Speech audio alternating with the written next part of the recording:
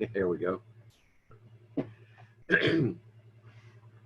Okay, today we're going to be talking about chemical kinetics, and I need to share.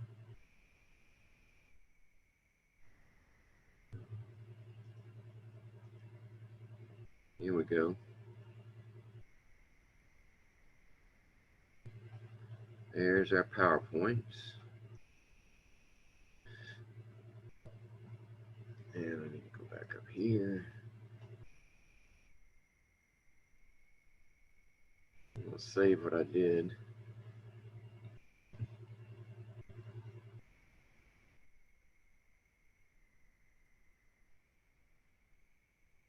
There we go.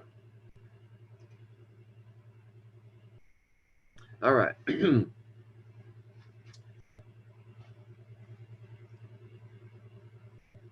Move that over there. All right, chemical kinetics. Whenever you talk about, hear the word kinetics, there's Isaac.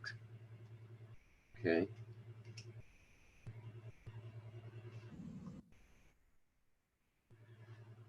We just started, Isaac. You're in luck. Okay, whenever you see the word kinetics, in any of the sciences, kinetics always means motion. Something's moving.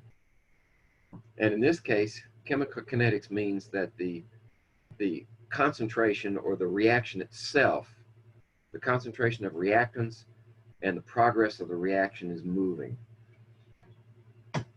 And we generally speak in terms of reactants disappearing, because at the beginning of a reaction,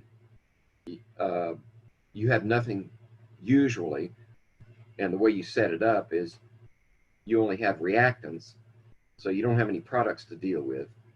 You could, and many times it's useful to express a reaction in terms of the appearance of products, but the way we're going to be discussing in the kinetics and the way it's the calculations are done, it's more useful to consider chemical kinetics in terms of reactants and their disappearance.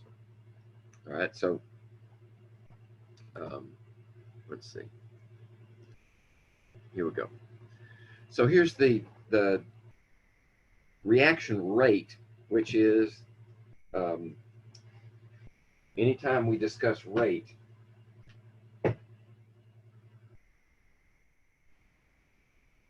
it's in terms of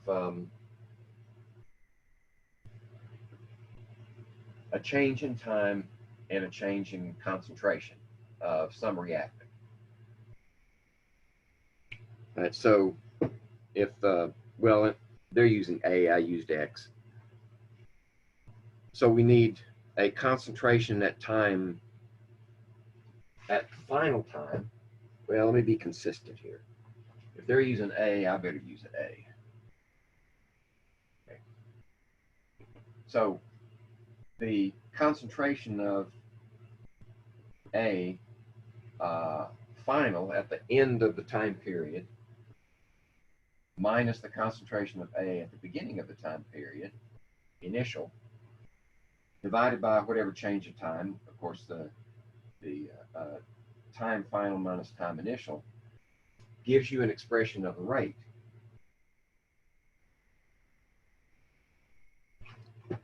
Now, the first thing that should be obvious from this expression is, if we're talking about A as a reactant, then the concentration of the reactant is going to be less at final than it is at initial. So the sign is going to be negative, right? So the rate is going to be in terms of some concentration over a period of time, and it's negative, which means it's disappearing. And for convenience, we use typically either one or the other of two expressions of concentration, either molarity, right, moles per liter, Or if all of our reactants are gases, sometimes, oops,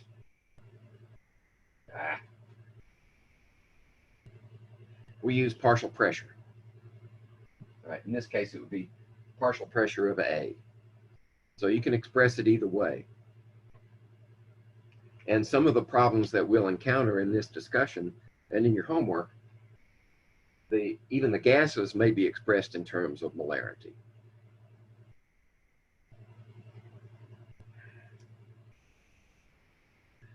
Okay, so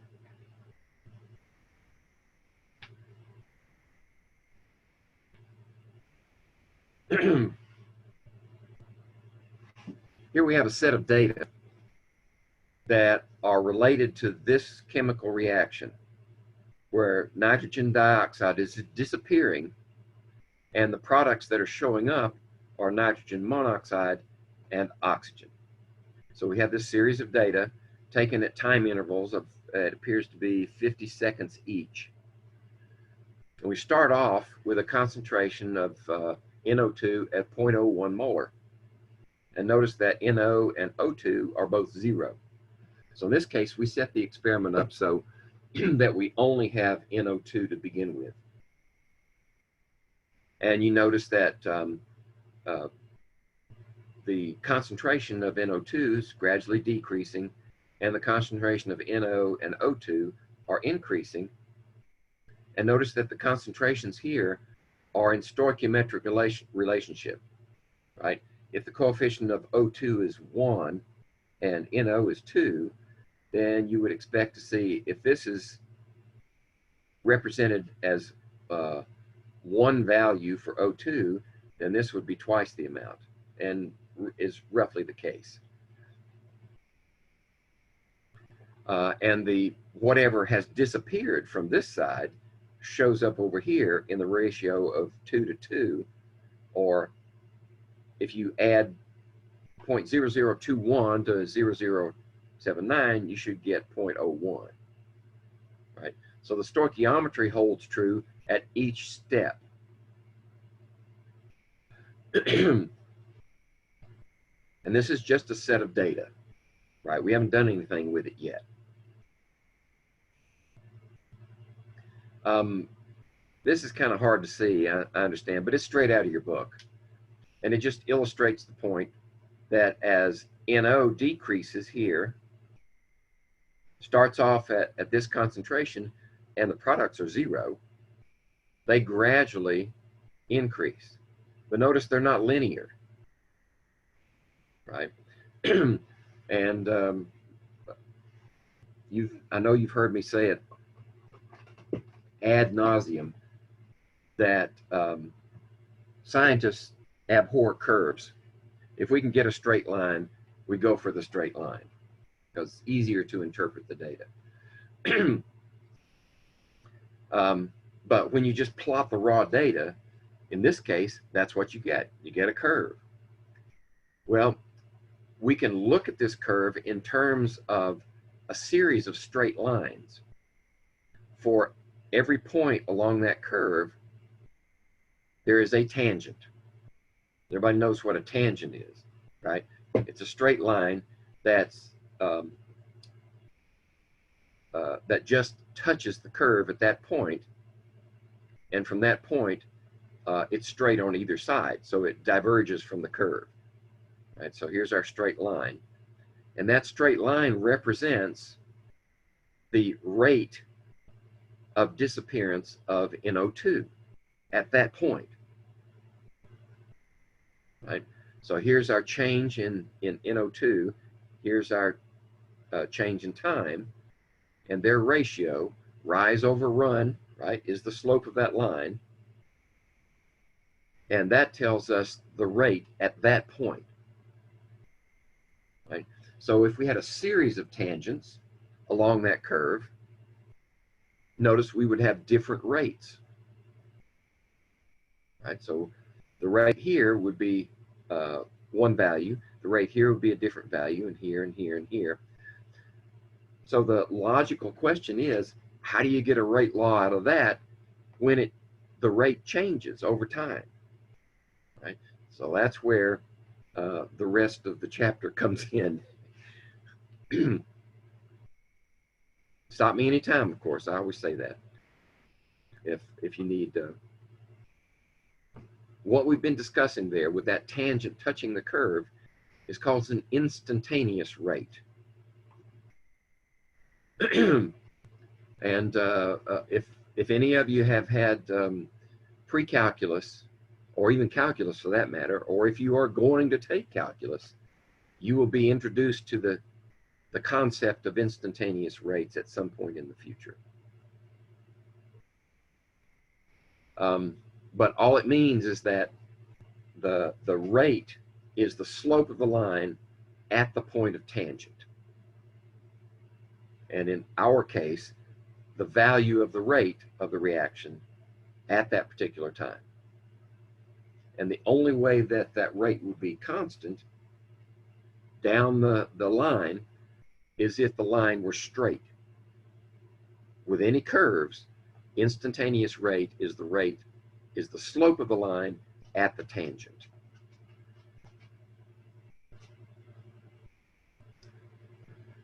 Okay, so now we want to express the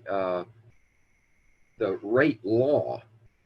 So there's a difference between expressing the rate of a reaction and the rate law that governs the reaction, right? The rate of the reaction can be anything, and especially if it's a curve, the rate will change over time. So our expression of a rate law is simply the rate with respect to some constant, proportionality constant, and the concentration, in this case, of NO2,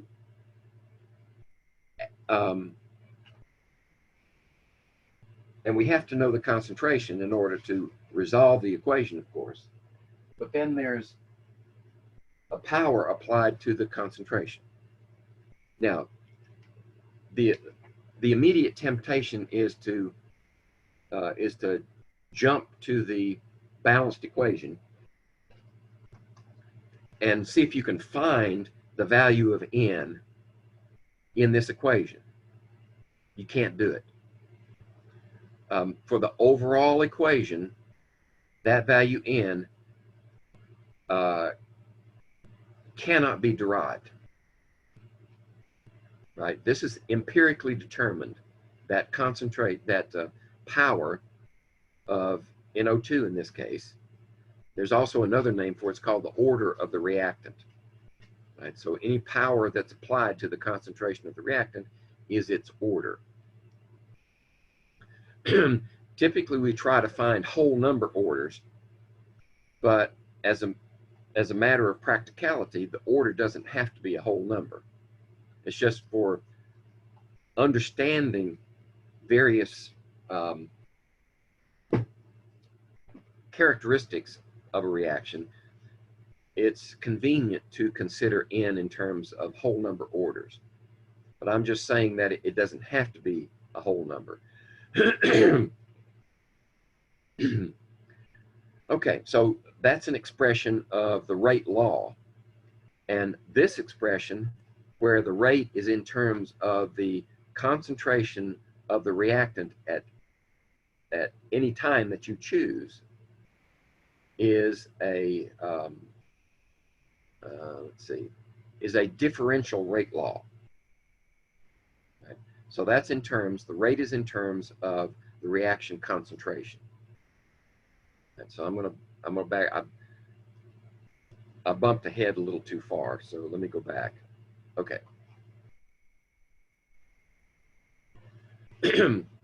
Notice that in the way we set this rate law up, the concentration of the products do not appear. Because it's more convenient to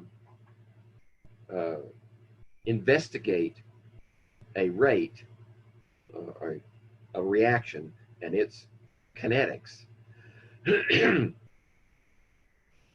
in terms of the um, reactants at a time when there are no significant amounts of products. Because, and we'll discuss this in more detail in the next chapter, when you have a reactant becoming a product, once you start building up some product, you can also get reverse reactions. Right? And those reverse reactions compete with the change of A to B. So what we want to do is investigate it where this is some value and that's 0. Then we don't have to deal with the reverse reaction. There's a name for that. It's called initial rates.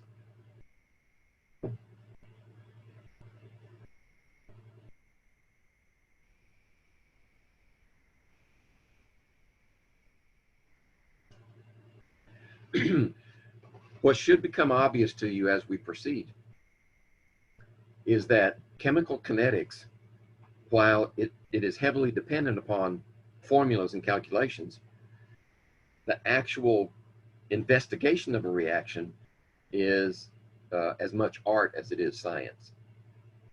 You try to set up the reaction conditions in such a way that you can tease out information that's quantifiable. That's where the art comes in. And this is just a restatement. That value of n has to be determined experimentally. And we're going to show you how to do that, of course. This value cannot be derived from the overall equation. Now we're going to get to the point where we talk about elementary steps, and that's just a teaser for later in the chapter. The elementary steps can be used to derive these orders. But we'll get to that later. Okay, so at this point, we've only looked at the differential rate law, and that gives us an expression of the rate of the change in terms of the concentration of the reactant. There's also a way of expressing the law in terms that may be more useful, and that's the integrated rate law. And these terms, differential and integrated, are derived from calculus.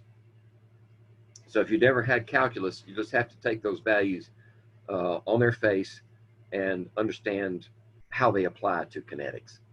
The differential rate law we've expressed already, the rate in terms of the concentrations. The integrated rate law expresses the law in terms of concentrations and its dependence upon time itself. So at any one time, you can introduce that factor in. Now, I know the rate has time involved, but the integrated rate law gives you time as an independent variable. All right, so let me just go ahead and you'll see the difference in a minute.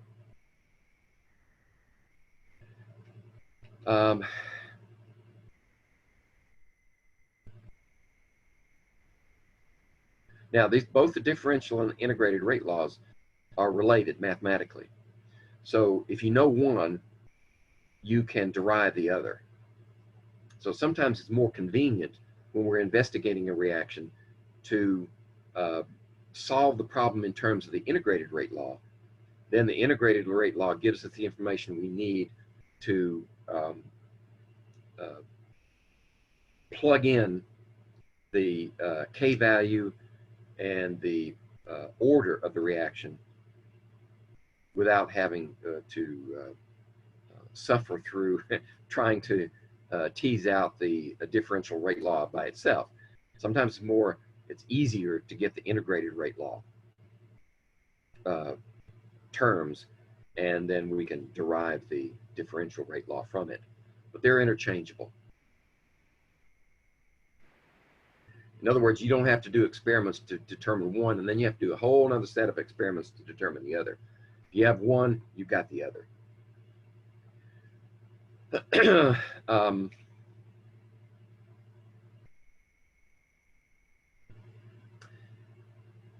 Sometimes, and this is another teaser, sometimes once we know the overall rate law, then we can use that information to help us derive individual steps for a reaction, because most reactions do not occur in a single step. Most of them have two or more elementary steps that the reactants have to go through to end up as products. And that's sort of a teaser, because we're gonna go away from that for a little while and talk about the overall rate laws and how to determine them, and then we're going to come back to the elementary steps.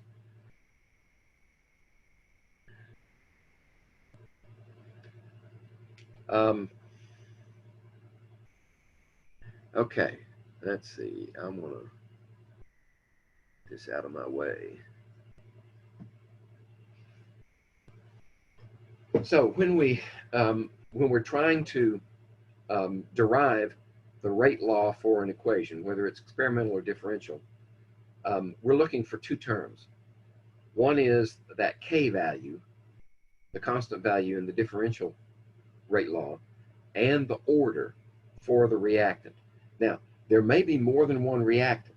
At this point, for convenience sake, we've limited our discussion to just one reactant, because it can get complicated really fast when you start adding more and more reactants. And we have various methods to get around that, one of which we're going to use in our upcoming lab. And I may allude to that again in this discussion, but I'll save the detailed discussion for the video that I produced for the lab itself. So we need to determine the order of the reaction and the rate constant.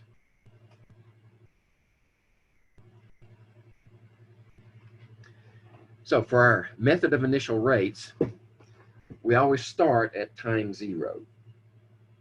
That's what initial means. It's T0, it's where we begin, and we only start with reactant, no products.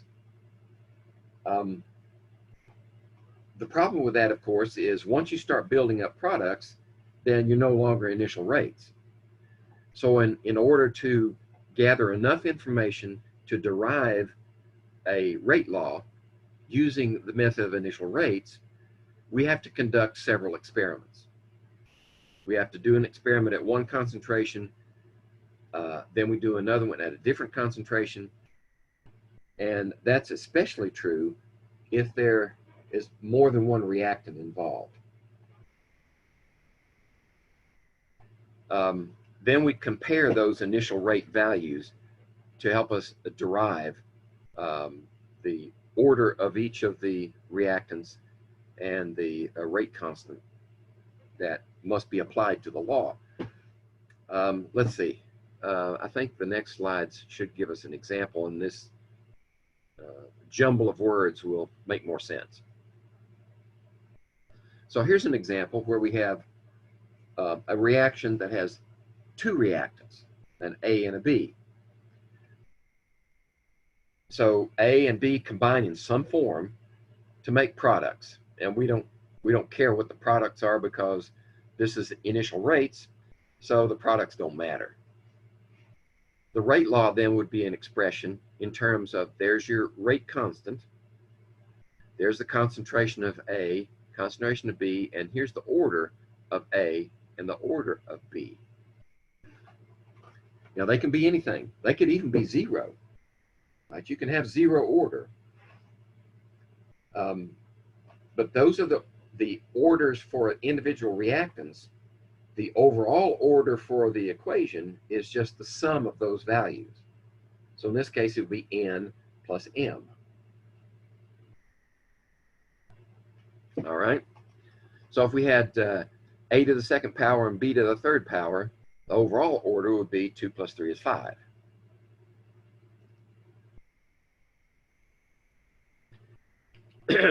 So this is just a concept check. How do the exponents in the rate laws, the orders, compare to the coefficients in the balanced equations? They don't. For the overall equation, those coefficients are unrelated to the orders. And primarily for the reason that a balanced equation is an expression of stoichiometry. And stoichiometry is like, what is it before? What is it after? We don't care what happens in between. Whereas kinetics is intimately related with what happens in between. How fast does it go? So for that reason, the overall reaction is unrelated. Once we start talking about elementary steps, the rate laws that can be applied to elementary steps can be used to deduce the orders from those equations. And I'll give you an example later once we get to that point. This is sort of a teaser.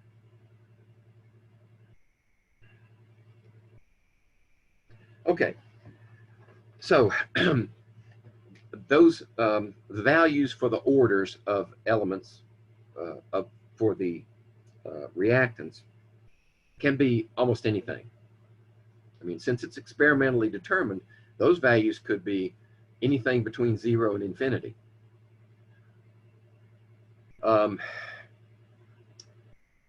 But so that we can better understand the majority of reactions and how they proceed, we're going to just study 3 types in particular: 0 order, first order, and second order, and try to characterize the way the data looks and the way it plots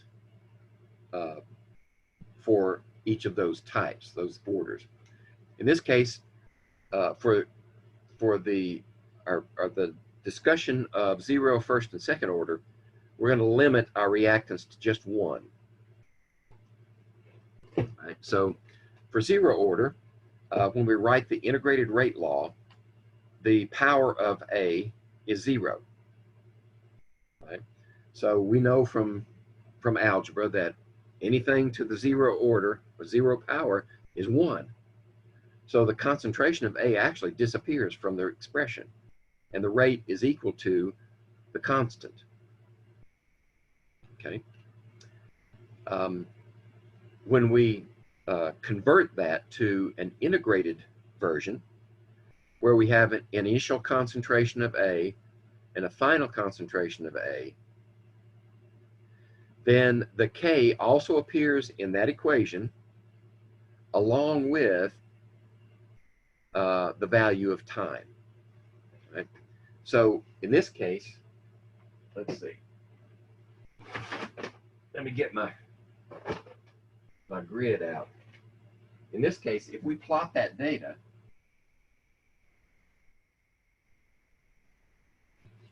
notice that the integrated rate law takes the form of a, I'm going to try something here. I got this new gadget, and I'm going to see if it works. All right, so, oops, I don't want to do that.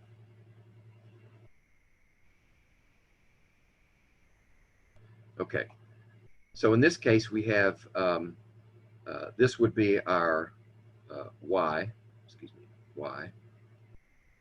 This would be our slope, m. This would be our x, and this would be our y-intercept, okay?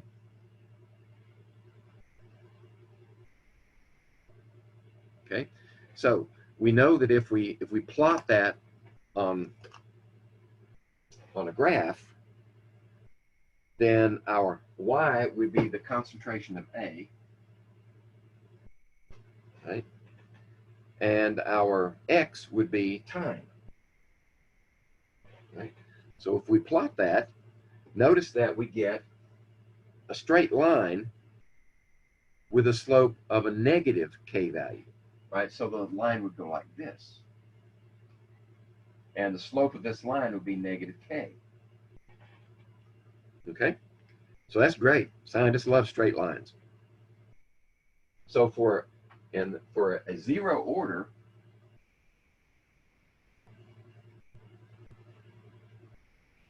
plot, all you have to do is plot the data, right, with time and a concentration, and this would be the point for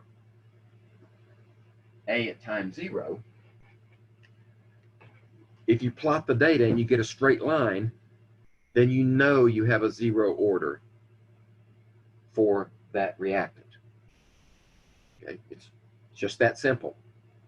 And you get the value of K from the slope of that line. Once you know the slope of the line, then you know the value of K, and you can plug it into the rate law. So the rate now becomes equal to K. That's it. You just plug in the value without the sign, right? Because the sign is exterior to the K value, so you just put the K in there for rate equals K. That's your differential rate law for a zero order reaction. Okay?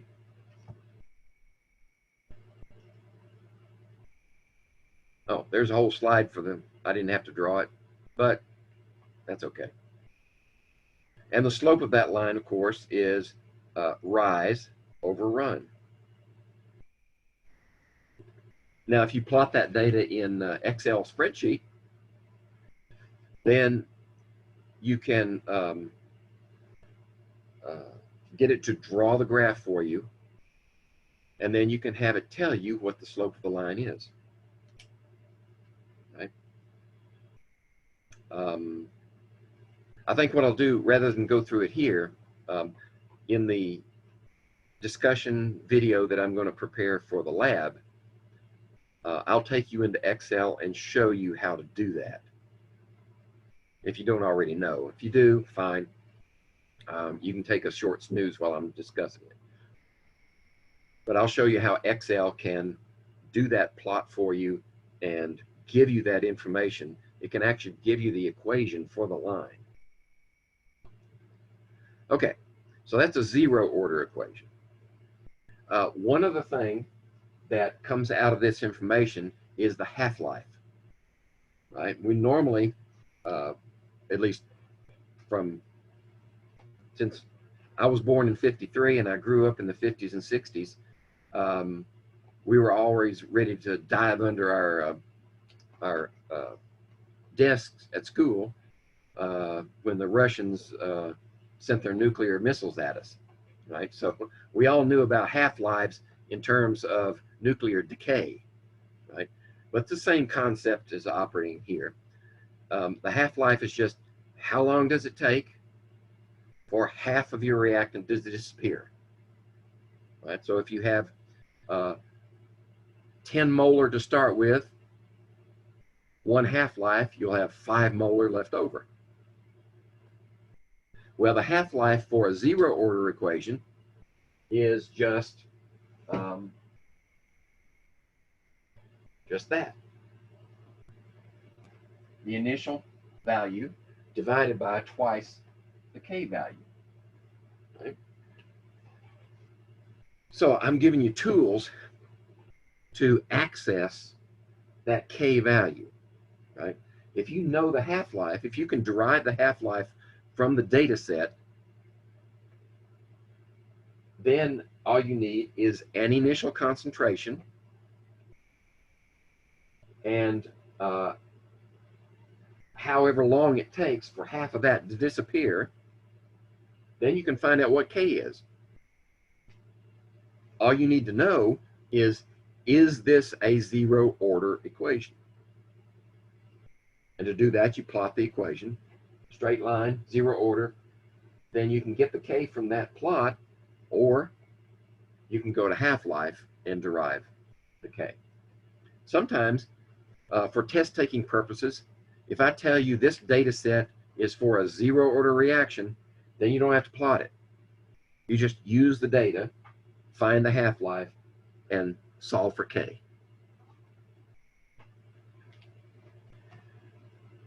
So one other item we can derive from this equation is that the half-life does get shorter as the reaction progresses.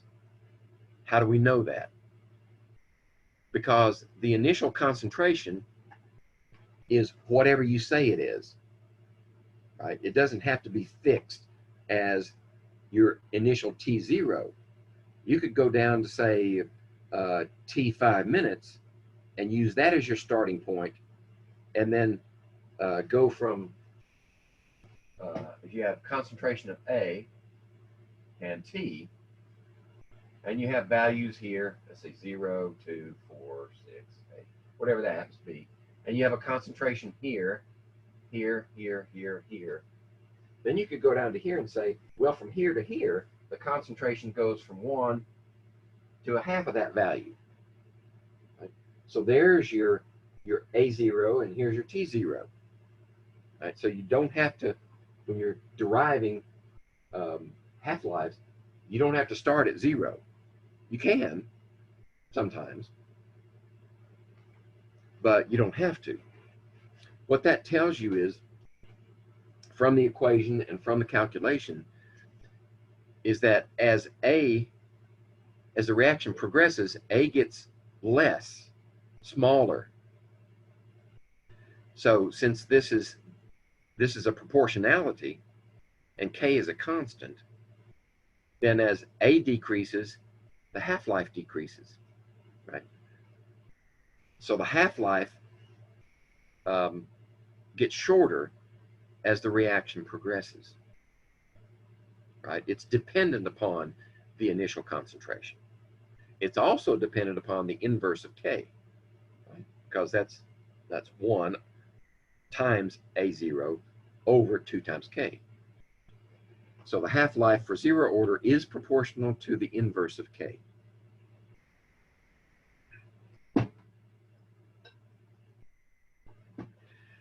All right. So now we have, next is first order. All right, so let's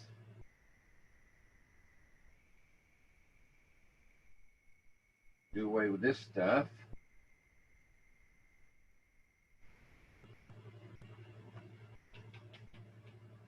Okay. And now we're going to have first order.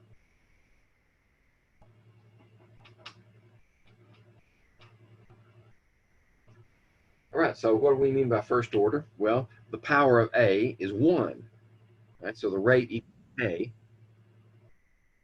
times A to the first power. And it's better late than never. There's Heather.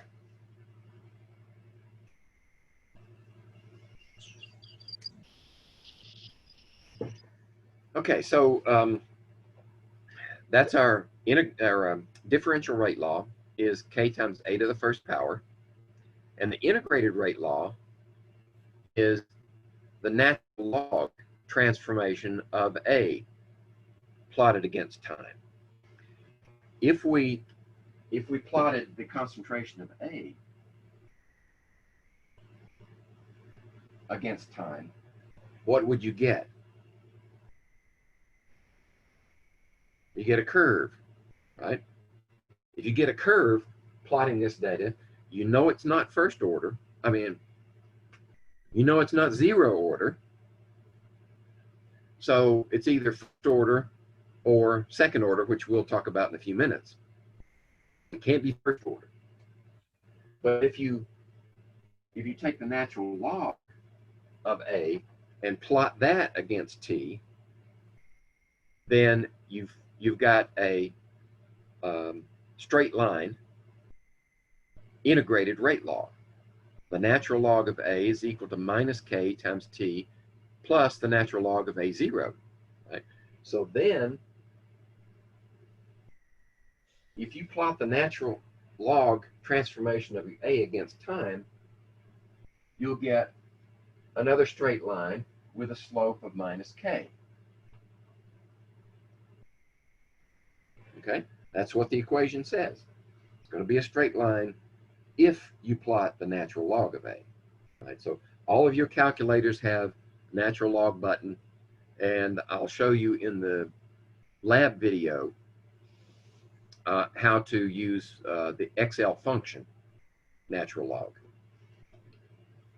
But if you plot the natural log against t, then you get that straight line, and this intercept here is the natural log of A0.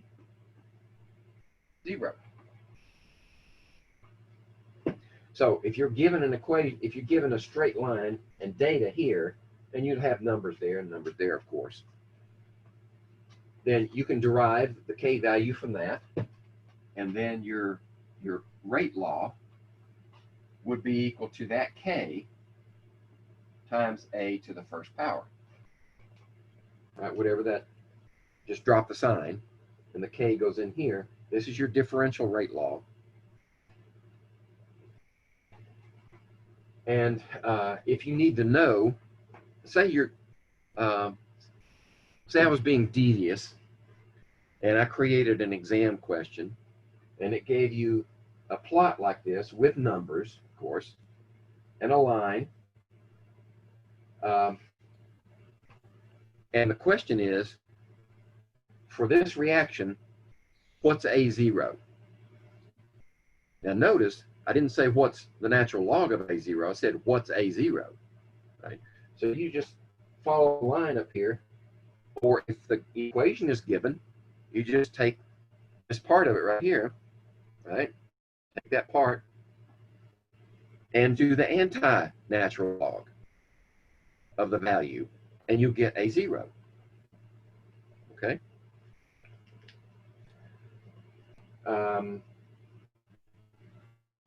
Okay. So now we know that if you plot the natural log of A against time and you get a straight line, you know you have a first order equation in A. Now, what does it do in terms of the half-life? Well, okay, we showed, this is some data, and there's your A0, natural log of A0, right? Okay, so I'm not going to spend time on that. Half-life. So the half-life of a first order is equal to 0.693 divided by K. Okay. What's wrong with this picture? It says that if you have a first order reaction, that the half-life has absolutely nothing to do with the concentration of A. See, the A is not in the equation. There's no A in there, right? So the half-life doesn't change as the concentration of A changes. It's only proportional to the inverse of K. All right. Also notice, remember the half-life of a zero order equation was proportional to the inverse of 2K. Right? So both the zero order and the first order are proportional to the inverse of K.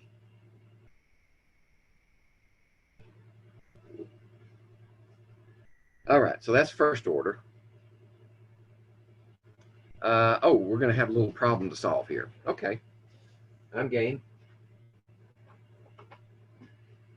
All right. Do a little quick change. So let's put up here what the information that's given to us. First order reaction. Right? So we have a first order reaction where the rate is equal to K to the first power. Okay. The question is, what's K? And what's the information that we're given? So the problem tells us that the reaction is 35% complete at the end of 55 minutes. So we need to set up a table, right, for A here, T there. So if we start at some time 0 and we go 55 minutes, then whatever we started out here, the reaction is 35% complete. What does that mean in terms of A? If it's 35% complete, that means 35% of A has disappeared. Okay? So if 35% has disappeared,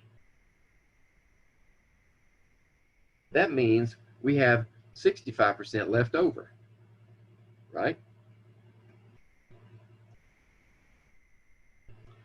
So our first order equation, since we have time involved here, time 0 and some time, final time, we want to use an equation that has time as one of the variables, right? So we look to solve for K, we're actually going to be the natural log of A equals minus KT plus the natural log of A0. Okay?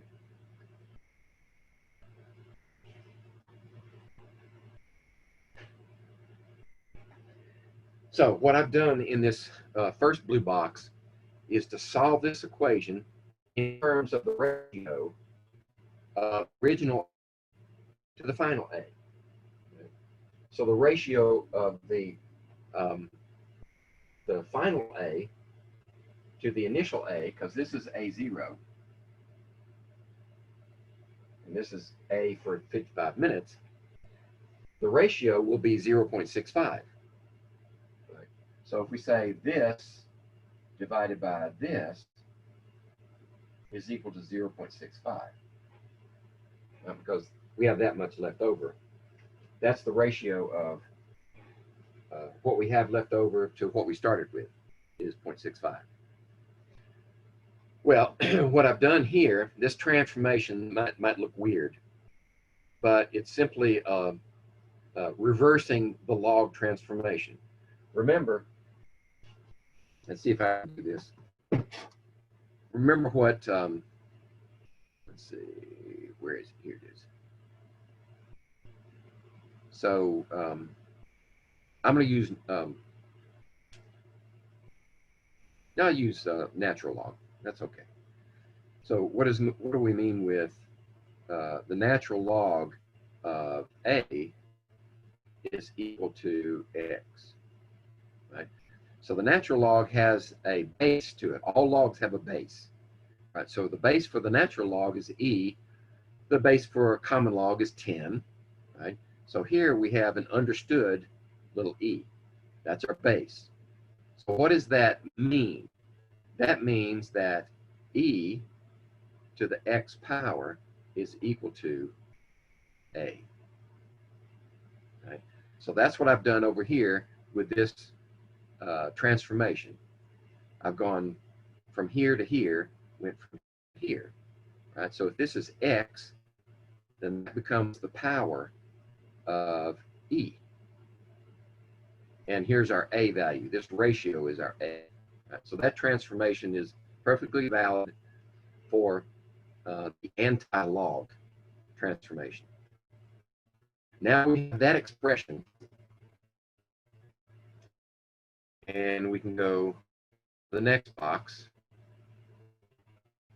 So this just emphasizes what I've shown you already. If it's 35% complete, that means we have 65% left over. So at 55 minutes, the ratio then is 0.65. Right? So if we incorporate that value, this is equal to 0.65, and minus k times t, and the time elapsed from 0 to final is 55. You just plug that in there for t, and then solve for the equation. Well, how do you solve that? Well, we got to get rid of e, so you just take log of both sides, right? So the log of 0.65 is equal to the log of this expression. And what's the natural log of e to any power? It's the power of e. Right? So now we have this equal to minus K times 55. Then we just solve for K, and that's what we come up with. Okay? So there's our K. And now if we plug it into the expression for the rate is equal to 7.8 times 10 to the minus 3 reciprocal minutes times A to the first power. There's your rate law.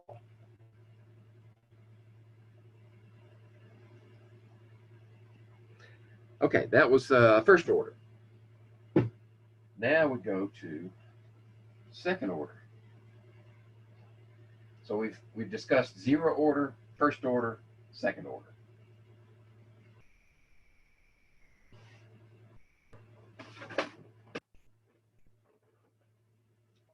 Okay, so now we've got second order.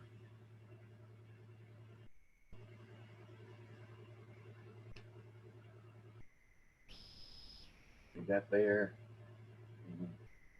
That. So this is second order. By the way, why would be, if you've looked ahead, you know that our next chapter is on equilibrium. And why would we discuss kinetics first? It's a more difficult topic than equilibrium. Why don't we do equilibrium first, right? Sort of just kind of ease into kinetics. Well, it's a rhetorical question, of course.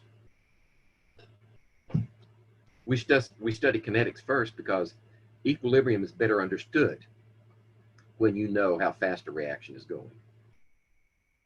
And that's sort of a teaser. I'll fill in the details next chapter.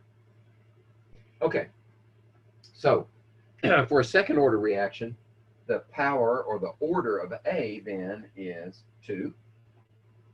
That's the general rate law for a reaction that begins with reactant A only. And if we plot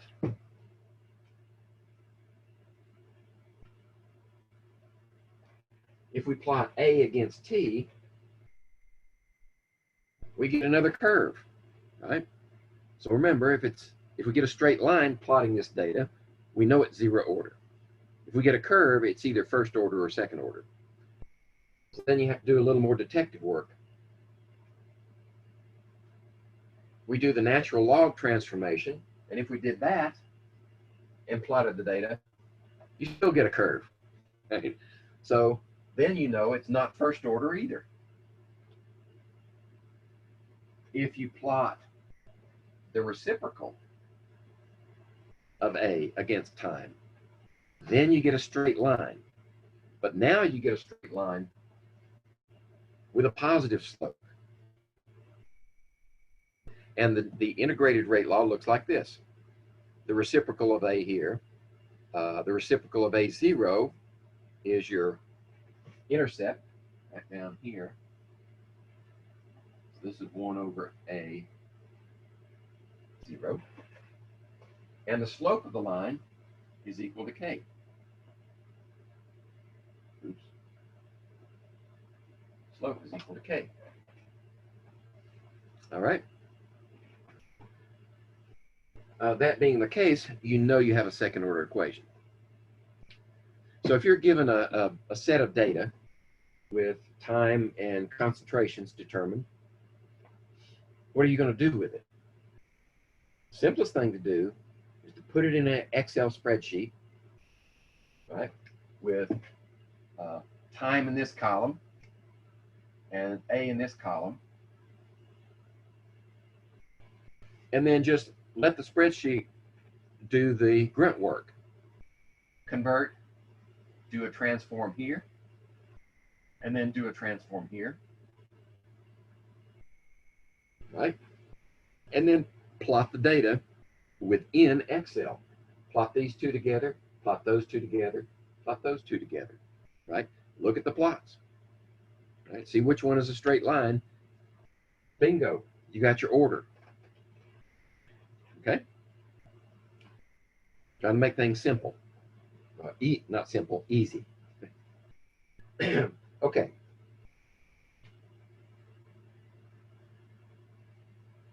So I'll talk about that more in the lab discussion when I do that video. All right, so that's how you find the K for a second order equation, right? And this is what it would look like for this set of data. The half-life. So how is the half-life related? Let's see, T1/2, right, is equal to 1 over K. Here we go. So what do we see here? Well, the first thing I see is that the half-life is proportional to the inverse of K. Zero order, first order, second order, they're all, half-life is proportional to the inverse of K. The zero order is proportional to the concentration of A0.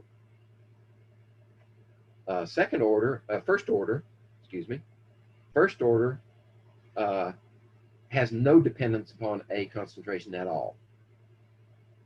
And second order is dependent upon the concentration of A, but the inverse of A. So what does that mean? As A increases, the half-life decreases.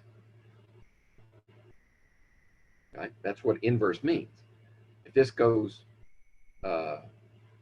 if this gets bigger, that gets smaller. Okay? So it takes longer and longer and longer for half of the reactant to disappear as the reaction proceeds. All right, let's see. All right, we got another one here.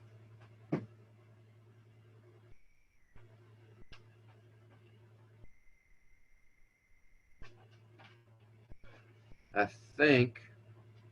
think I've got slides to describe this, so I don't have to write it on the board. But here's the information we're starting with. All right, so A yields products. All right, that's good. Our initial concentration of A at the very beginning, T0, is 5 molar. The first two half-lives are 25 and 50. Maybe I will draw some of that up here.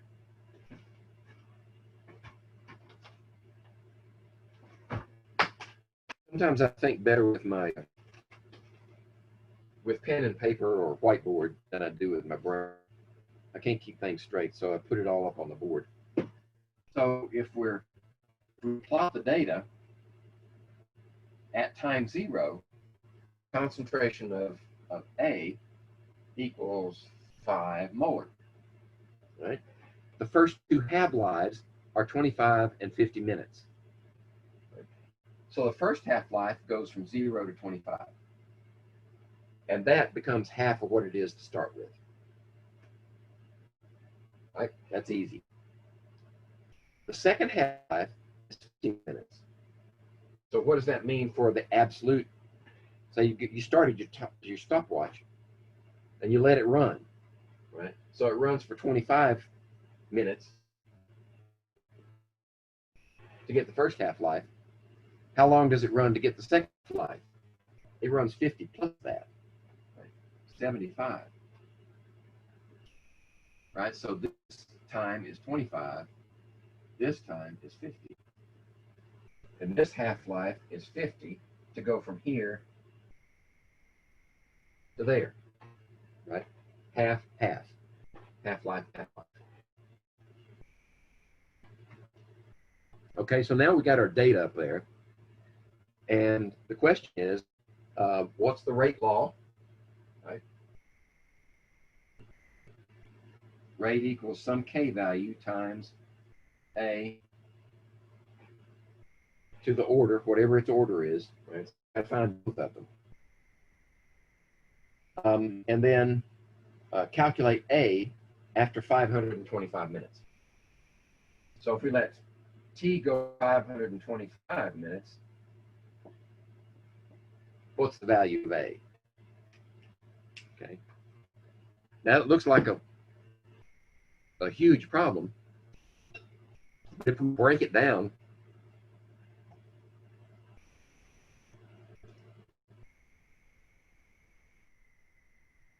notice that the rate law cannot be first order,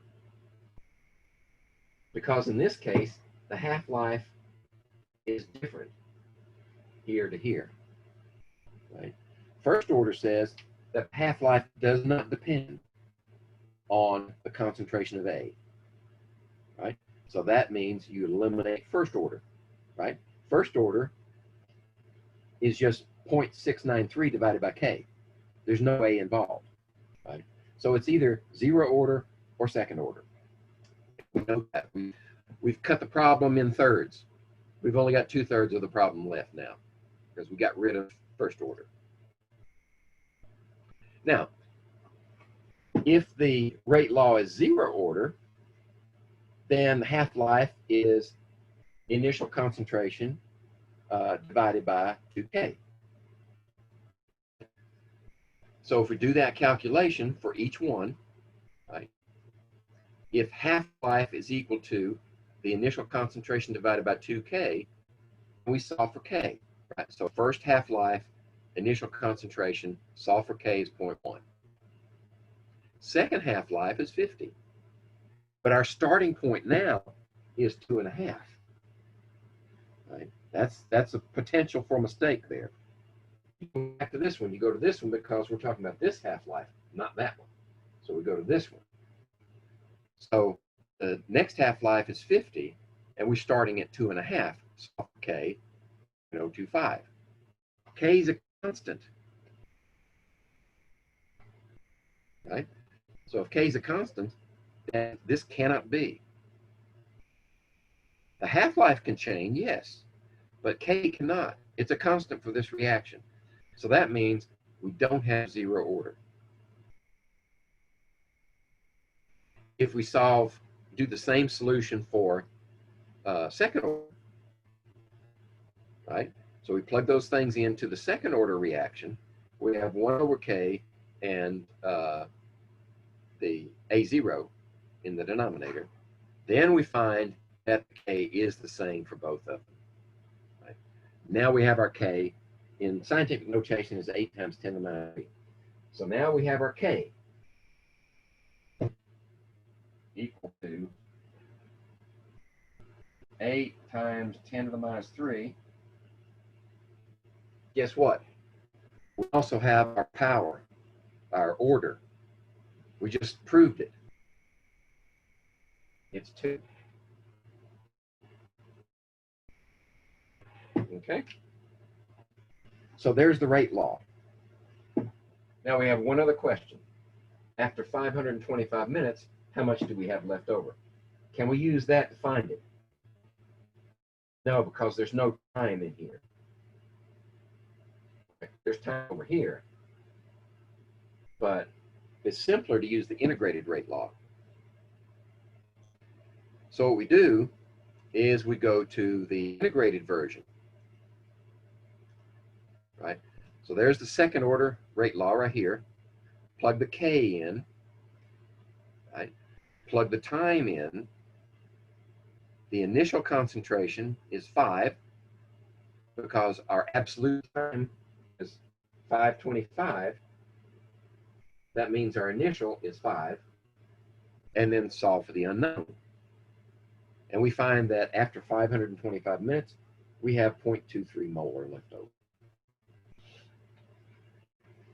Okay?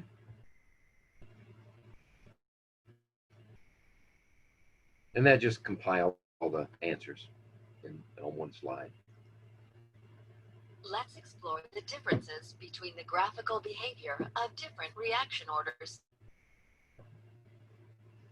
In a zero-order reaction, the concentration decreases in a straight line fashion as time progresses.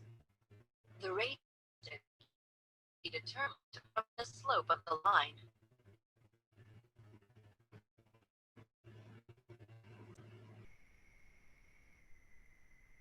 In a first-order reaction, the concentration does not decrease in a straight line fashion as time progresses. The graph of concentration versus time is a curve. If the concentration data is graphed as the natural log of the concentration versus time, the result is a straight line. The rate constant, K, can be determined from the slope of the line.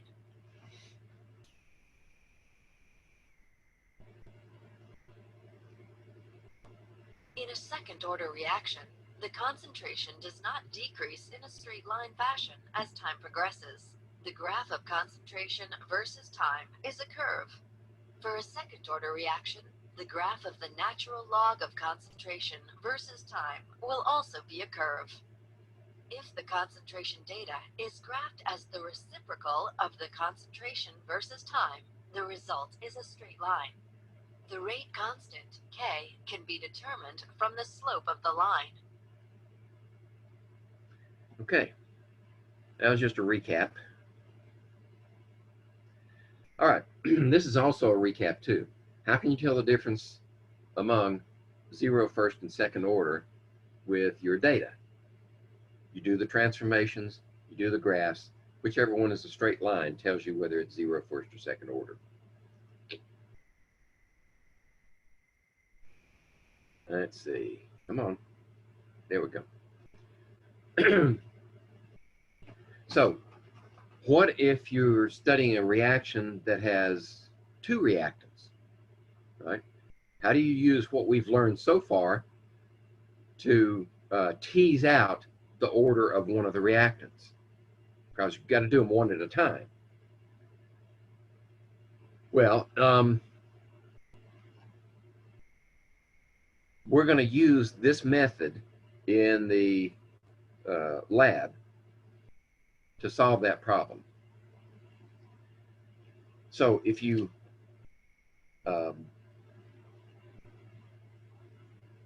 you increase the concentration of one of them, and we chose arbitrarily the second one, you increase the concentration of this one to such a high level that it effectively does not change at the beginning of the reaction, right?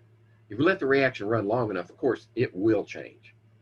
But we're initial rates, right? So initially, B won't change. But when we solve the resulting equation for A, for the order of A, we don't have K out here by itself because this is not changing as well. So what we've actually done is we've incorporated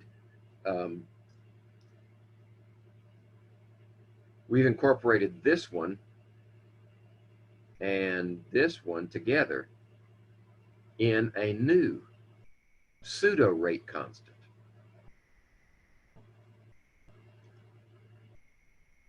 Right? So that's what we've done here. That one, where am I? That one right there is equal to this one. Okay.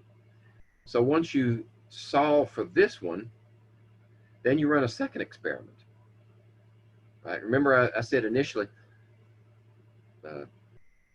using that word twice, in the beginning, the method of initial rates starts at the beginning of each reaction, and you need 2 or more reactions to solve the equation. Right? So we would need to run this one again, only the second time we do change the concentration of B. And I'll describe that in more detail in the lab discussion, because we'll be using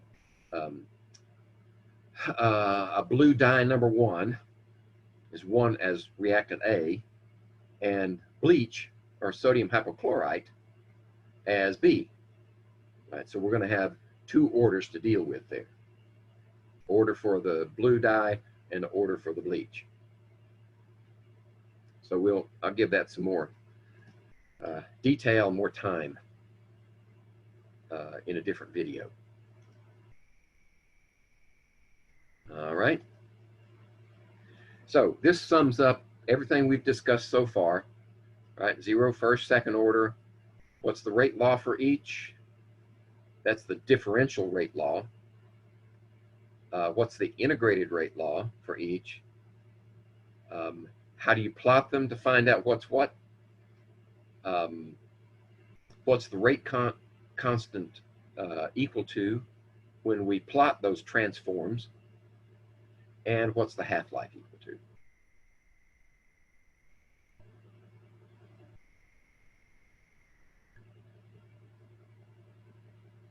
Okay, I've only got an hour left, and I'm only halfway through the slides.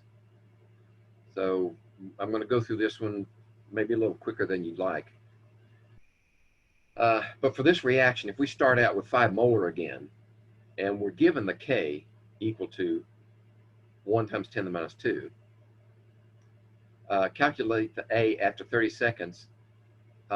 If you assume it's a 0 order first for that reaction, then assume it's a first order, then assume it's a second order.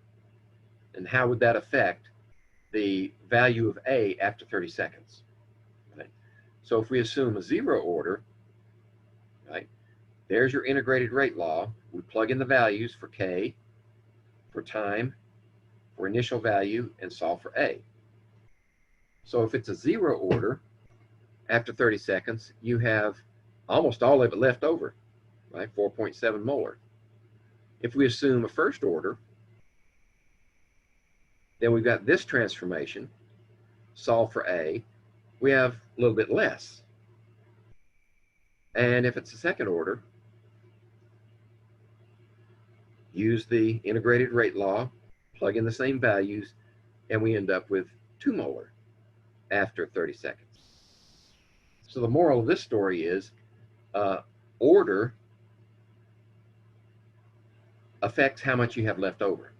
In other words, the higher the order, basically the faster the reaction, because it's the same time period, but for 0 order, first order, second order, you're decreasing in amount left over. So the higher order does have a qualitative effect, well, actually in this case a quantitative effect, on what's left of the initial reaction amount.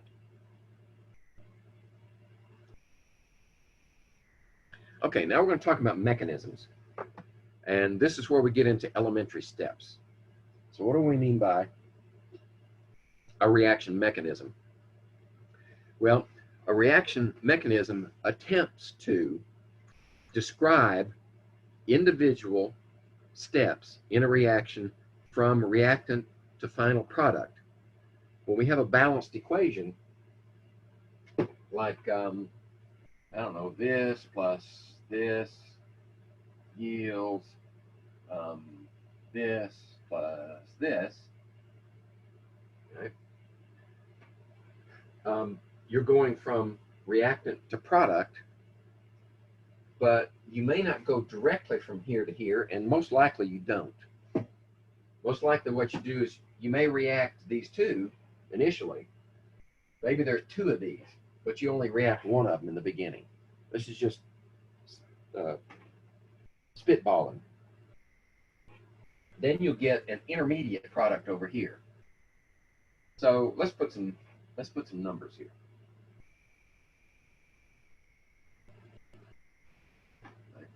So let's say you have 2 of these.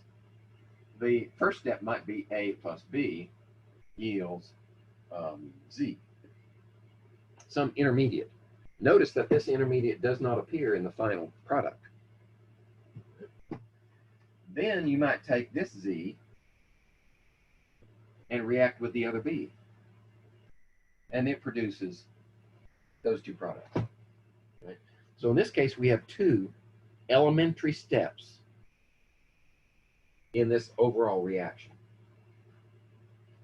Okay, that's what we mean by elementary steps. They typically do produce an intermediate that is consumed in the reaction. So if you study the overall reaction, you'll never see that Z. The problem is justifying these initial steps. If you never say Z, how do you prove it? Right? Well, you don't really prove it to be true. What you do is you speculate on several mechanisms that are reasonable. You may have 24 possibilities, and then you go through them and eliminate them based on the evidence, right? Was it Arthur Conan Doyle and Sherlock Holmes? He says if all probable causes are considered and eliminated, the one that remains, no matter how impossible, must be the truth. Right? So it's a process of elimination. And that's just a wild example. So let's look at these intermediate steps. Right? Here's an example. We have NO2 and carbon monoxide.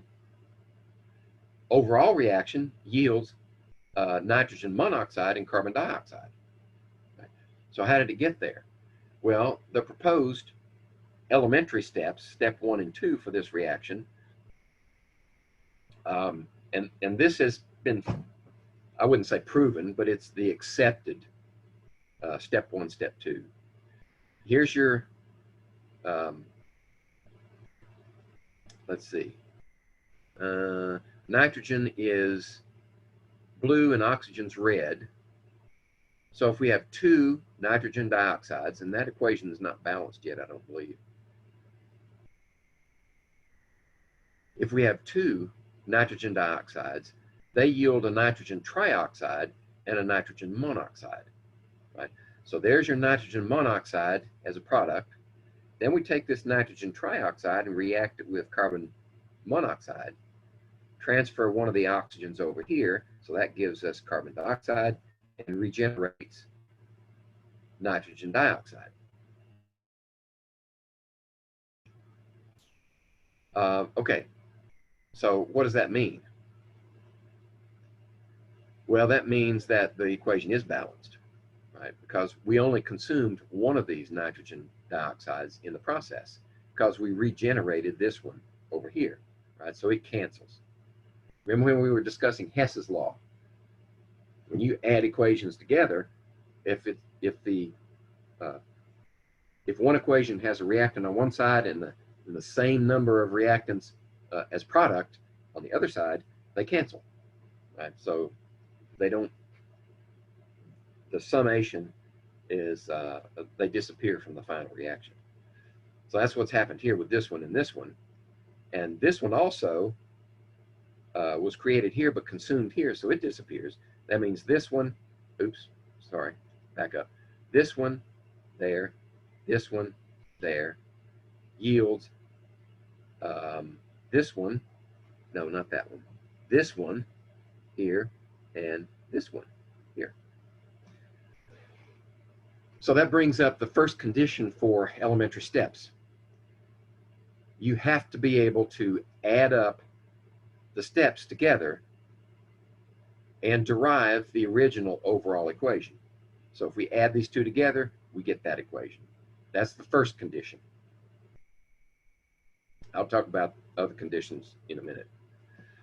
But first, molecularity. Say that fast 3 times.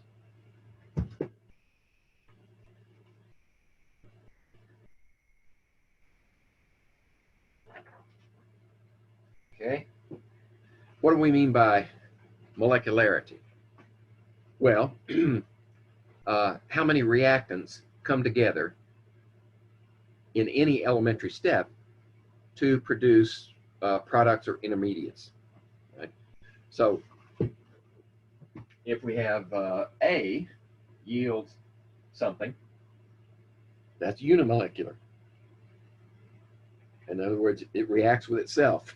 It just changes to something.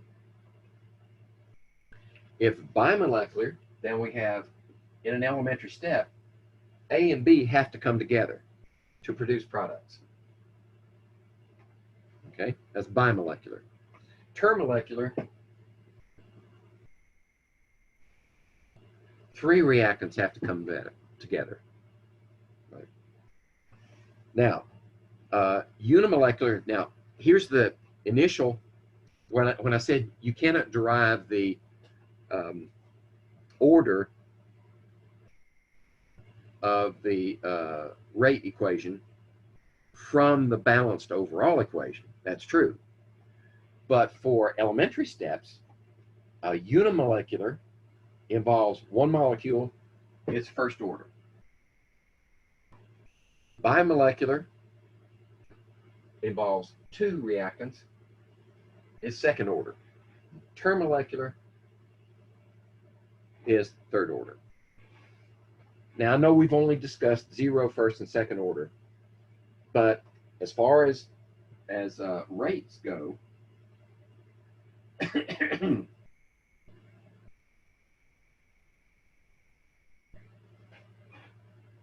1, 2, 3, the overall order of this reaction for that elementary step is 1 plus 1 plus 1 is 3. That's third order. Now, if you have coefficients in front of these guys, like if you had a 2 here, that would be a 2, and this would be a overall fourth order. Okay? So for elementary steps, you can derive the rate expression for that elementary step from the balanced equation.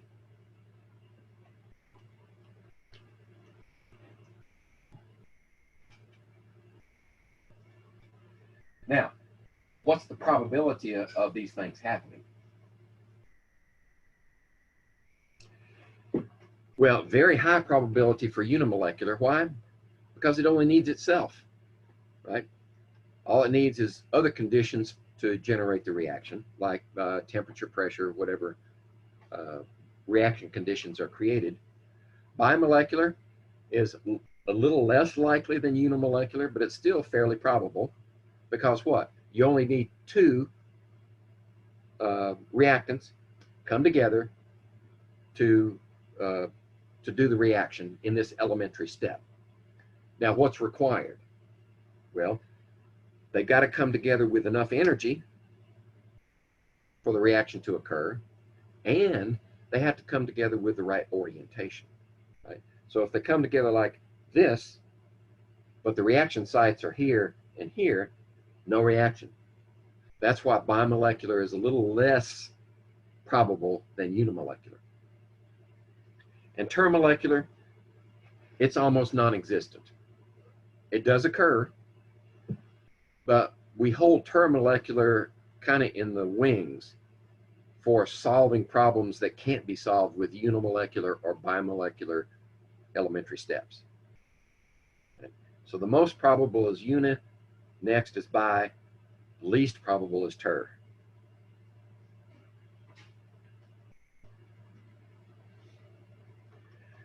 All right, so if we have several steps, 2 or more steps, elementary steps in a reaction, which one determines the rate of the reaction?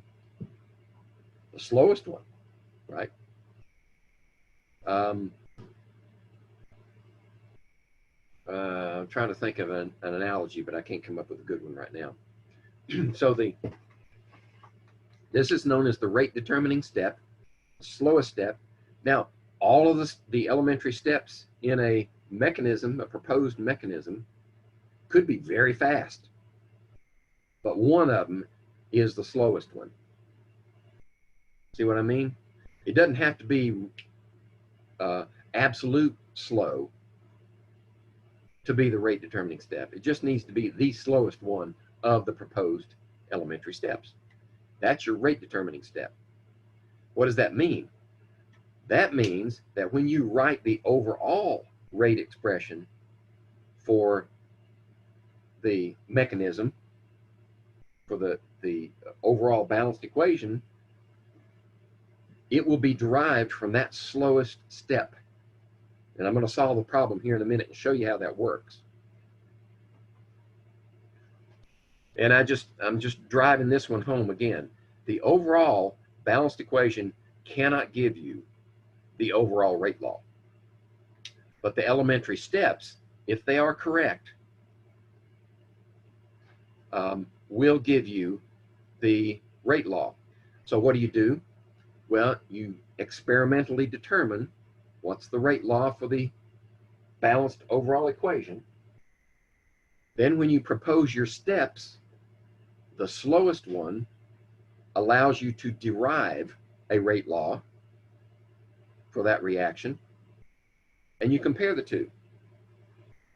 And if your experimentally derived rate law agrees with your theoretical from the proposed mechanism, then you have a pretty good match. Now, I know what you're thinking. Suppose you propose 2 or more mechanisms, and they both give you the same derived rate law. Then what do? Well, you go to your major professor and pick his brain. No, there are other things that to be considered, like which is the most probable, right? If you've got one mechanism that's got a termolecular step in it, and you have another one with a bimolecular that's the slowest, and they give you both the same rate law, I would go with the bimolecular because it's more probable. That's just an example of how you break the tie. Okay. So just to drive these 2 points home again, when you propose a mechanism with elementary steps, you have to be able to add them all up together and get the overall reaction.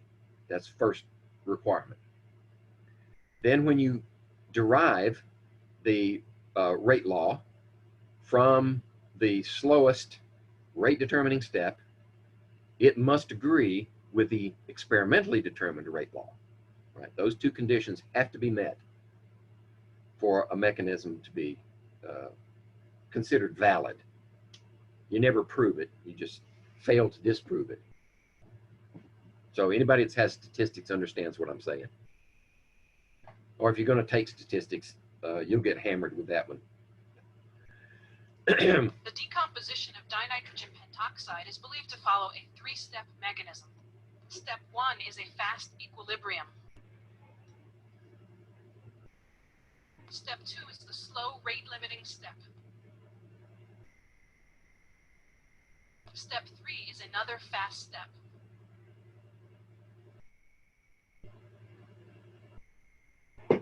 Okay, so let's see, where's my thing? What they're saying is that this first step is so fast that it produces enough product so that the reverse reaction exactly balances the forward reaction. So if this were the only step in the reaction, it would just sit there and reach equilibrium and just sit right there and do that. But what happens is once it produces these products, they combine together here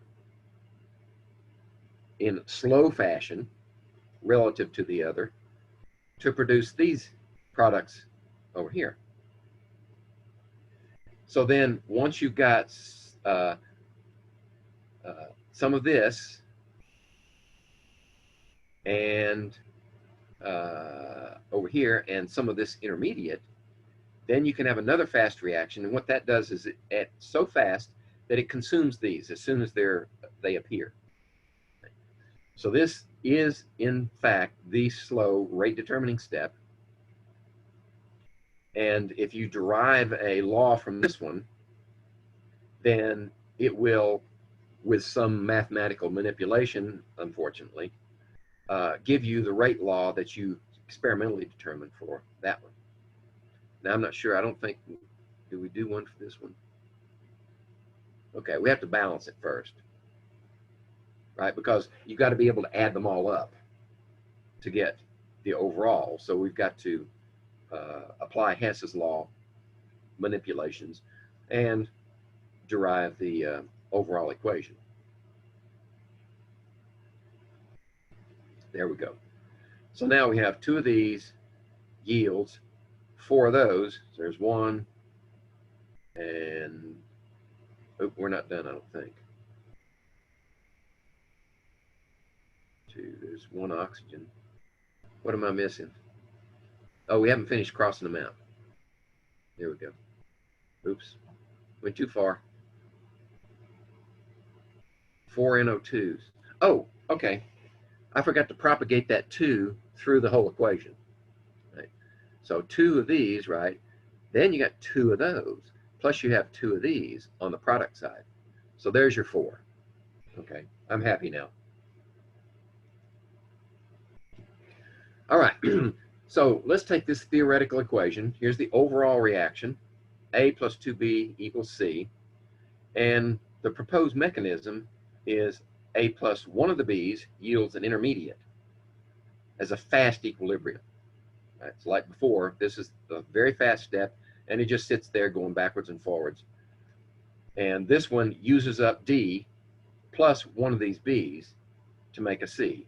So there's your C. And 2 B's here and 1 A there. So we add it together, the D's cancel, and we get the overall reaction. So that's good. Now, what would be the derived rate law for this mechanism? Well, since this is an elementary step, we can say that, let's see, where am I? Here it is. We can say that rate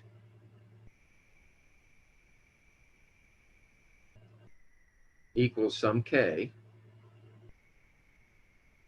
times D to the first power, because its coefficient is 1, times B to the first power, because its coefficient is 1.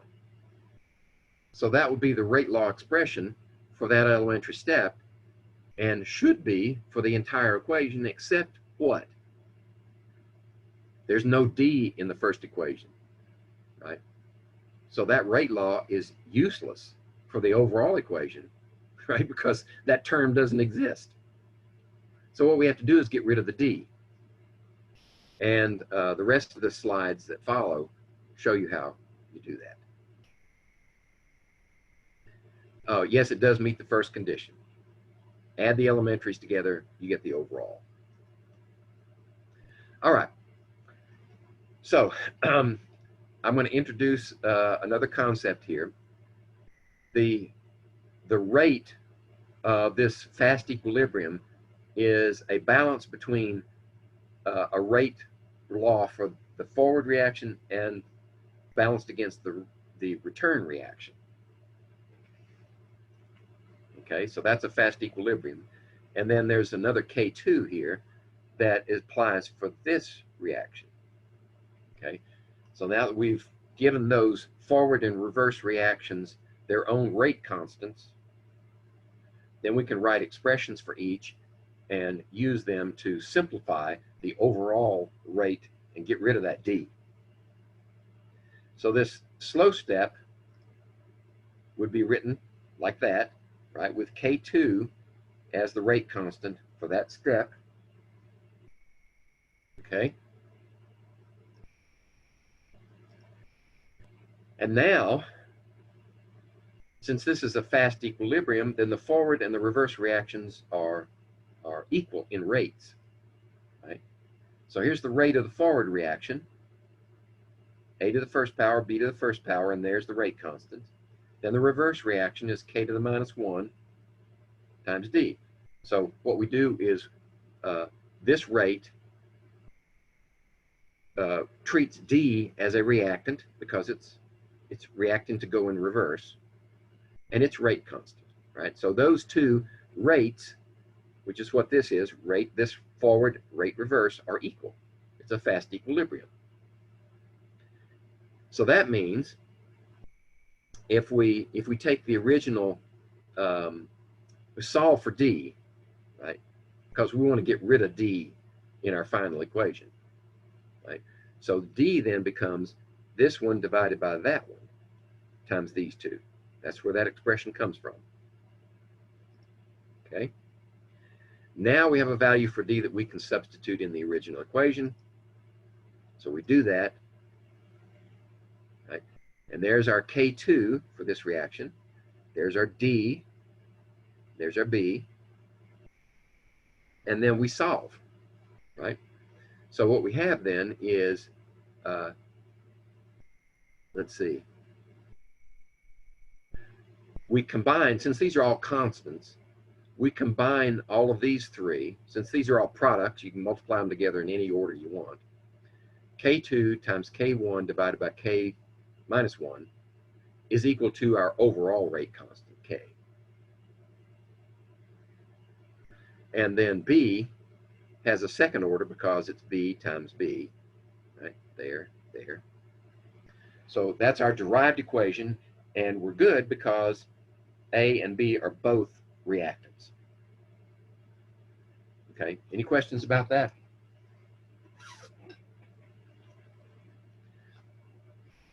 All right, let's see. Maybe I have a summation slide in here. No, I don't. We're going on to the collision model. Okay. I've alluded to the collision model already when we were talking about elementary steps, the unimolecular, bimolecular, termolecular. The molecules collide, right? They have to make contact or there's no reaction. That's essential. First postulate in the collision model. They have to make contact.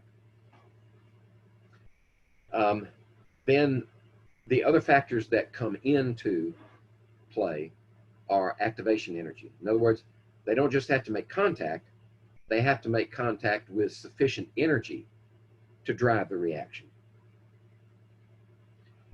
Now, that's characteristic of the reaction itself.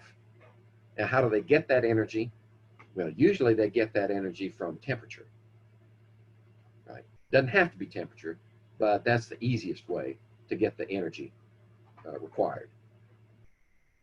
And subsequent equations that I'm going to show you incorporate temperature, so that's where we're headed. And then there's orientation, right? If the reaction sites on A and B are not oriented properly, you don't get a reaction no matter how much energy you have.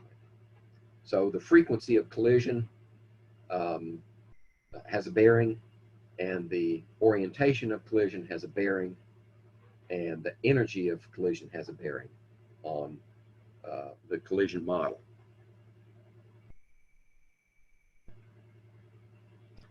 Okay, let's talk about activation energy first. Right?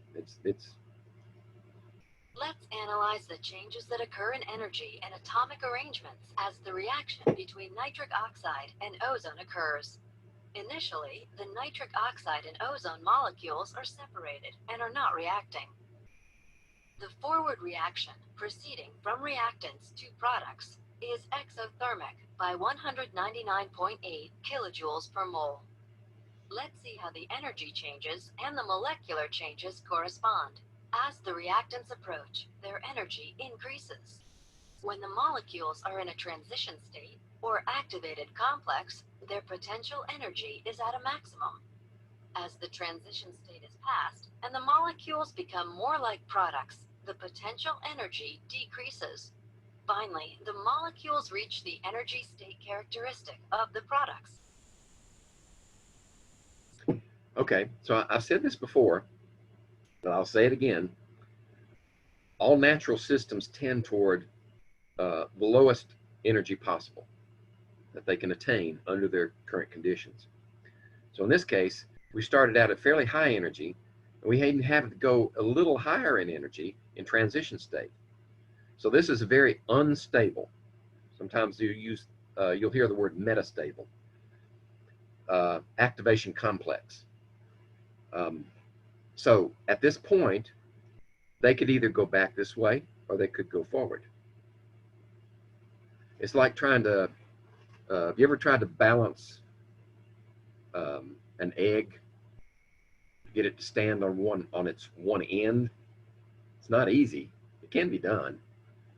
Or trying to balance a pencil on its point, right? It looks like it's fairly stable to begin with, like that. And then no matter what you do, it's not stable. It's going to go one way or the other. So that's what's happening up here. So if it goes this way, then you start to produce product character at a lower, more stable energy state. So this is characteristic of an exothermic reaction because the energy of the reactants is higher than the energy of the products. It's the other way around. If the energy of the reactants is down here and the energy of the products is up here, then once you get over that hump, they find a stable state out here. It may be higher energy than before, but it's the best you can do with those products. Right? So that's a lower energy state than the activated complex. So it's, relatively speaking, stable. Now, depending on how much energy is stored up in that, is the endothermic process, determines what happens if the reaction runs in reverse. Right?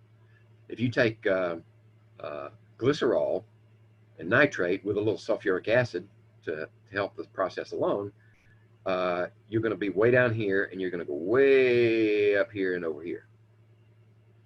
And there you get nitroglycerin. It's temporarily stable, but to go backwards the other direction, let's see, where's my pointer? It just takes a little bit of energy bump to go that way, and right, and you get all that energy back. That's why nitroglycerin is an explosive. But as long as you treat it right, like keep it cold, don't jar it, it'll be stable. Now that was Alfred Nobel's problem, was trying to figure out how to make it more stable. So eventually he took nitroglycerin and mixed it with a diatomaceous earth called kieselguhr. And he found that if he mixed it with that, it was more stable. He could take a stick of what he called dynamite, of that mixture, and whack it on the table, nothing happened. You have to stick a fuse in it, or a blasting cap, to get it started. You get the same amount of energy out of the amount of nitroglycerin in there, but it's more stable and it takes more energy, activation energy, to get it going. Some of the energy is absorbed in the kieselguhr. Right? The reaction itself, nitroglycerin to its products, its breakdown products, is the same, whether it's in the liquid form or in dynamite.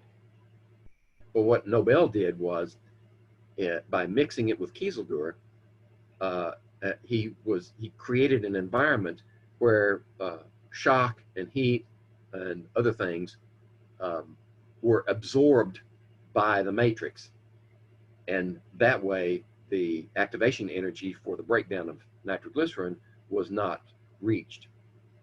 Okay, that made it more stable. Now, of course, if you keep dynamite in a hot locker for 2 or 3 years, and you go open up the locker and you see those sticks of dynamite are sweating,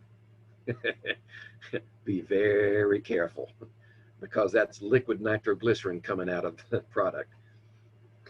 And you want to call in the hazmat team then. Okay, no, enough of that. But this is a potential energy diagram is what we're looking at here.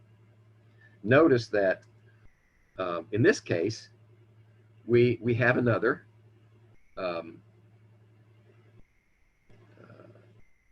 reactants higher energy than products, right? And over here, lower energy in the products.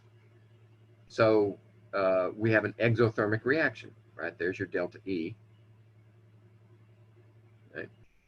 If the energy here is higher than here, then delta E is negative, and negative always means exothermic. Right? So the other thing to look at here is not just absolute energies that are associated with the reactants and the products, but how much energy does it take to get to the activated complex? Because once it reaches that point, and this is representation of the transition state here, once it reaches that point, then it can go either back to the reactants or over to the products. So you need just a slight bump from that point over. to give you the products. Okay.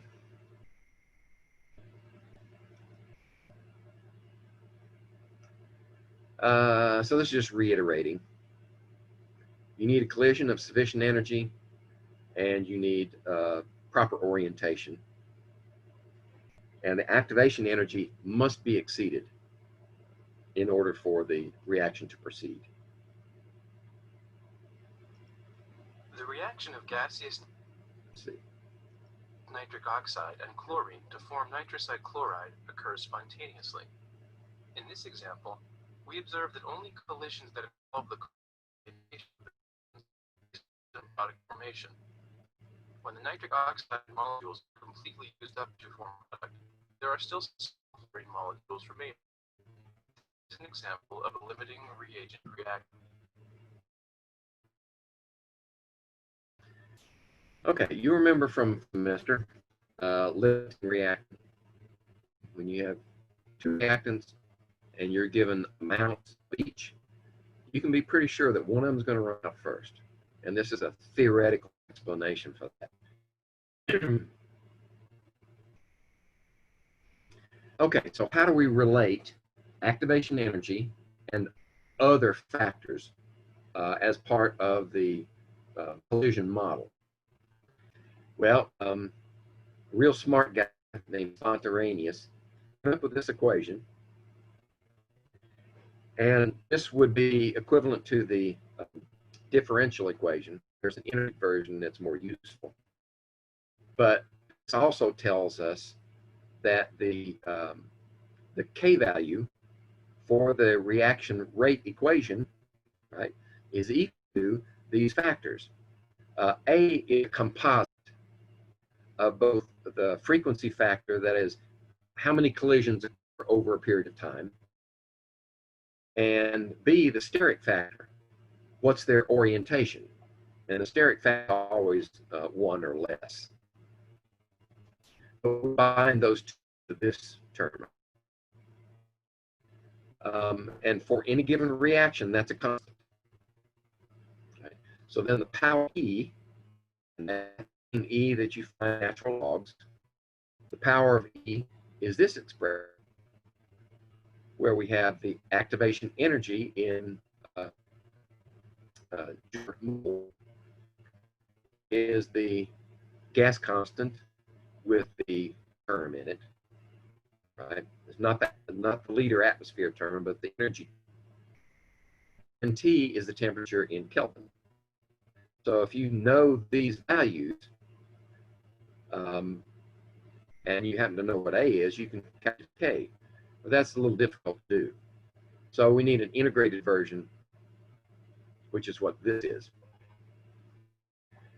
So this version, the integrated Arrhenius equation, is in the form of y(x) plus b. It's a straight line.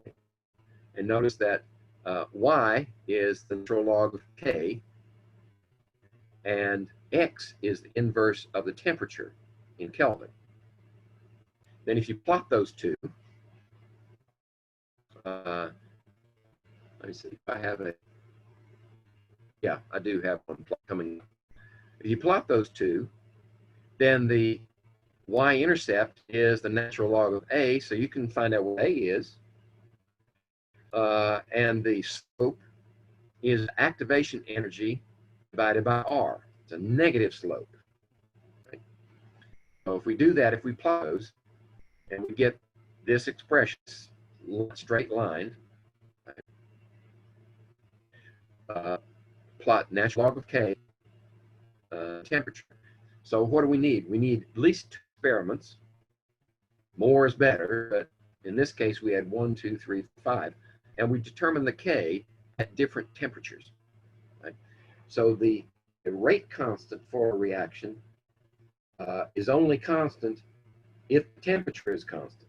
If you change the temperature, you change the rate constant. So we conduct this experiment at different temperatures, and we find out different k values. And then we do this plot, the natural log of k versus the inverse of Kelvin temperature. And then from that, we can derive the slope of the line. We get the slope. And we can get y-intercept. There's the slope. Minus 1.2 10 to the fourth is the slope of that line. And if we go back, slope is the value. So if that's the value of the slope, just throw away the negative sign and divide the slope, set the slope equal to E sub A over R, and then take R times that value and get E sub A. Let's see, do I have, yeah, I have a problem here, but I'm running out of time. Let's see. We're not far from the end. This is a good problem to solve, to use as an example. I learned early on when I was working on my bachelor's degree that the rule for a chemical reaction, whether it's a pure chemical reaction or a chemical reaction, the rule of thumb is if you double temperature centigrade, then you double the rate. That means that there's an activation energy that's associated with that, right? And if the activation energy is a certain value, then the rule of thumb is valid. But if the activation energy deviates, if it's less or if it's more, then the rule of thumb starts to break down as you get farther and farther away from that central activation energy. So I wanted to find out what activation energy reaction will actually give you that rule of thumb of doubling the reaction for a 10-degree change. So I said, okay, let's be realistic. Let's say we're at 5 degrees centigrade, a little more than room temperature, and then 35 degrees, which is a little body temperature. Right? Body temperature is 37 degrees centigrade. So that's a fairly good range, right? At least for most biochemical reactions, right? I mean, you'd have to be a little chilly down here, but if we went 10 degrees plus 35, we'd be into range. So we'll keep it between 25 and 35. What active energy satisfies the conditions of doubling the rate? So here's how to solve it. First of all, you need the rate expression for each temperature. Right? So here's 25 degrees is that in K, 35 degrees is that K. The Arrhenius equation for this K1, right? And remember, when we're saying the double of the rate, that means the K doubles, right? Important to understand. The rate constant doubles because we've got the same reaction, so the only way to change the rate of the reaction with the same concentration of reactants is to double the K. Right? So K1 at this temperature, K2 at that temperature, but this K2 has to be double K1, right? So this expression is equal to 2K1. Right? So if K2 over K1 is double, that means 2K1 over K1 is the ratio that we're looking for because this simplifies to 2, double the reaction. Each one of these is equal to its expression, right? Just like that. And then we can simplify it further. A divided by A cancels out. And then e to this power divided by e to that power is just e to the powers. And, well, actually, it's subtracted. This one minus that one. And since that one's already minus, it's added. So it's negative this one plus that one. Oops. And then we simplify it further. We just pull out the constant variables. So we pull out common variables to either one. And now we have minus E over R times 1 over T2 minus 1 over T1. Okay. So we're getting there.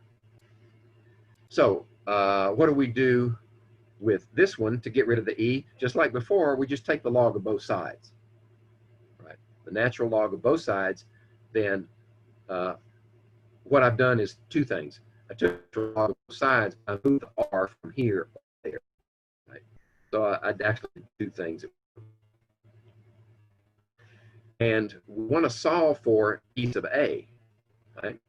So now that we've got them on either side of the equation, we can take this one and divide it into that one and sign to keep this positive. Now there's our expression. So we just plug in the numbers. That one's resolved. We need 8.3145 here. And then we need the temperature that we solved. That equation, and we find out that the rule of doubling reaction with degree increase is only valid, is only accurate for a reaction where the activation energy is 2.9 kilojoules. Okay?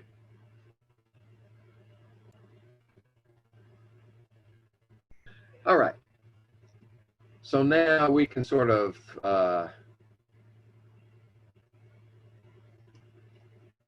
we can talk about, I want to talk about catalyst. We got 10 minutes left. So I'm probably going to have to keep talking, and if you have to go, then go. What is a catalyst?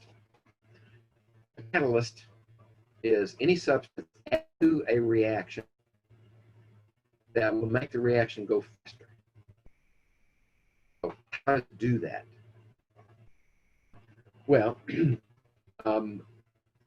the theory is, and it's fairly well supported by data, is that when you add a catalyst, it provides an alternate pathway for the experiment.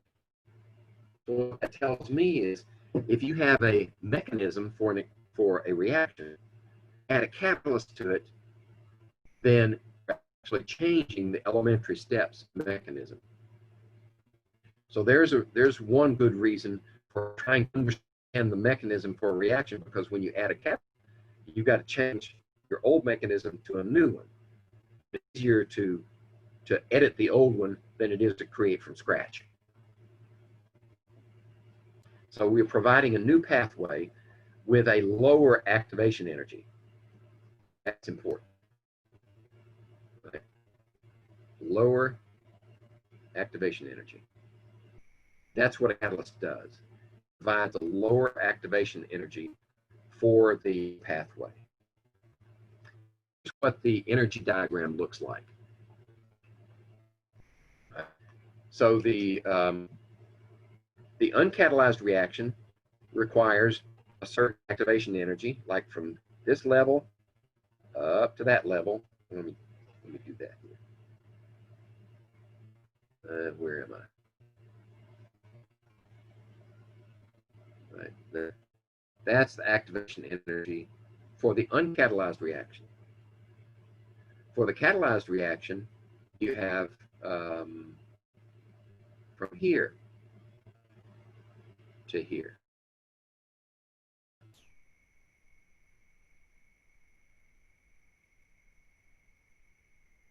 So less activation energy required, higher probability of the reaction occurring.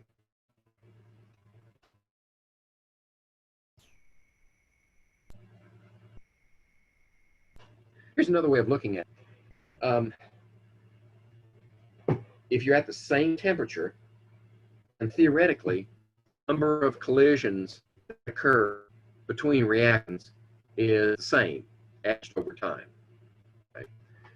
What a catalyst does is it allows more of those collisions to produce products. Right? So in this diagram, we have a distribution of energies, our reactants, that looks like this. And this is not uncommon. That's fairly consistent with what you will see actually. Only the ones that are past the activation energy, only the area under the curve here, provides enough collisions of sufficient energy to produce the reaction. With an alternate mechanism, then the same energy distribution here reactants gives you a lower activation energy, therefore, more collisions produce product. That's why the rate increases.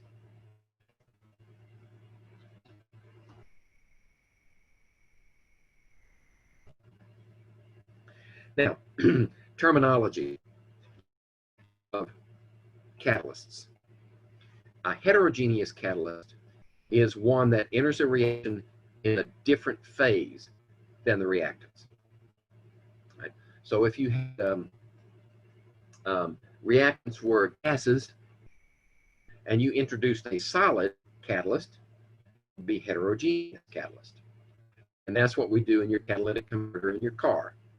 The gases are combustion products from the engine, and they are swept over the surface of platinum palladium coating on ceramic beads, and allows that speeds up the decomposition, the reaction of your reactants to benign products like carbon dioxide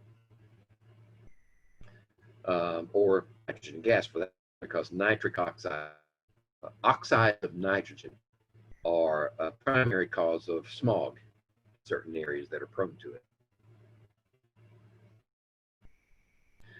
Okay, so in order for that to happen, we actually have to produce a sort of a colloid, as we discussed earlier, a colloid in the gas and the surface of the catalyst. It's a process called adsorption. Adsorption always opposed to absorption. Absorption is like water being sucked in a sponge. Adsorption is some molecule being attached to the surface of a substance. And that's what happens in this case.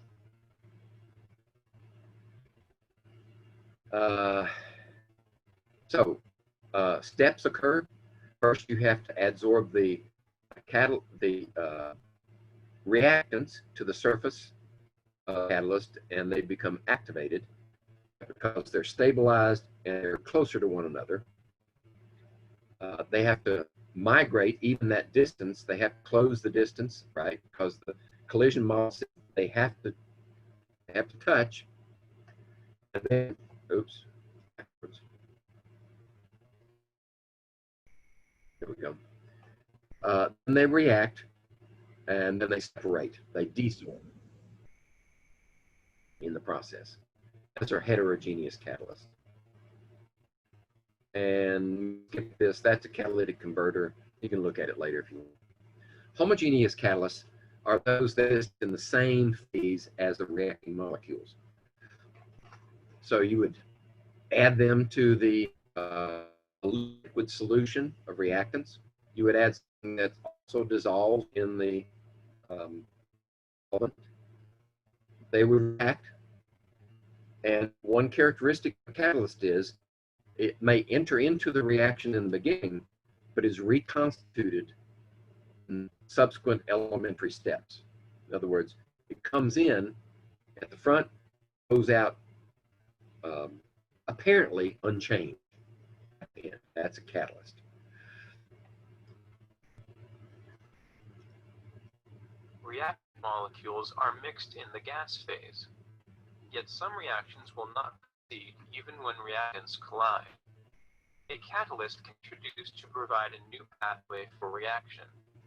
Catalyst molecules collide with one reactant to form new molecules. In this example, two catalyst molecules react to form two new molecules known as the reaction intermediates. The reaction intermediate is involved in the reaction, but all of them will be consumed before the reaction ends. The reaction intermediate reacts with the other reactant in the mixture to give the reaction product. The catalyst molecule is regenerated in this step, so the catalyst may go on to form more reaction intermediates. In this way, catalyst molecules are not consumed in the reaction. The final reaction mixture will contain product molecules and catalyst molecules. Okay. So here's an example of elementary steps of in the upper atmosphere, where let's see, where the overall reaction is this one, where we're breaking down ozone into elemental oxygen, and we're using this. Actually, that is a. Let me see how many show how many free radicals are produced. So let's just say there may be electrons, but that oxygen is, let's see, telling you wrong. Nitric oxide and ozone produce nitrogen dioxide and oxygen.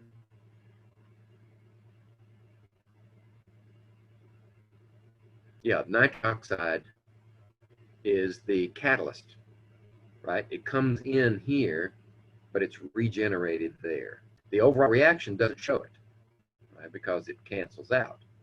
But the elementary steps do show it as a catalyst.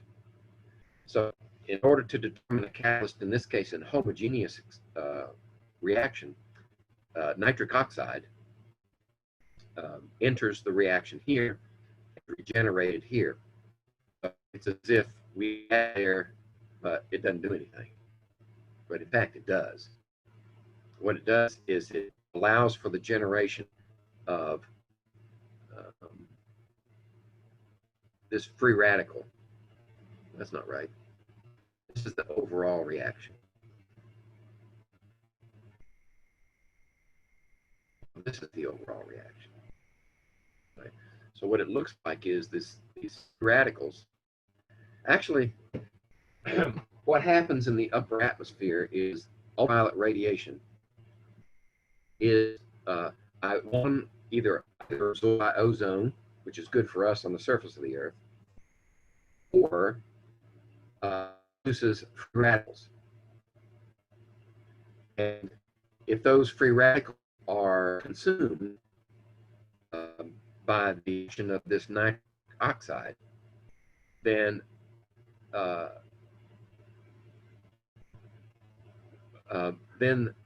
the consumption of those free radicals is in terms of its reaction with ozone, produces oxygen. It depletes the ozone in the upper atmosphere and allows some of those more hazardous ultraviolet rays to reach the Earth's surface.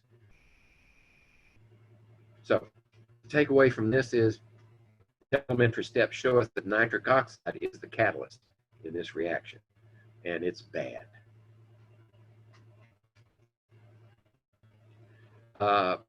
Similar things will happen with chlorofluorocarbons, otherwise known as freons.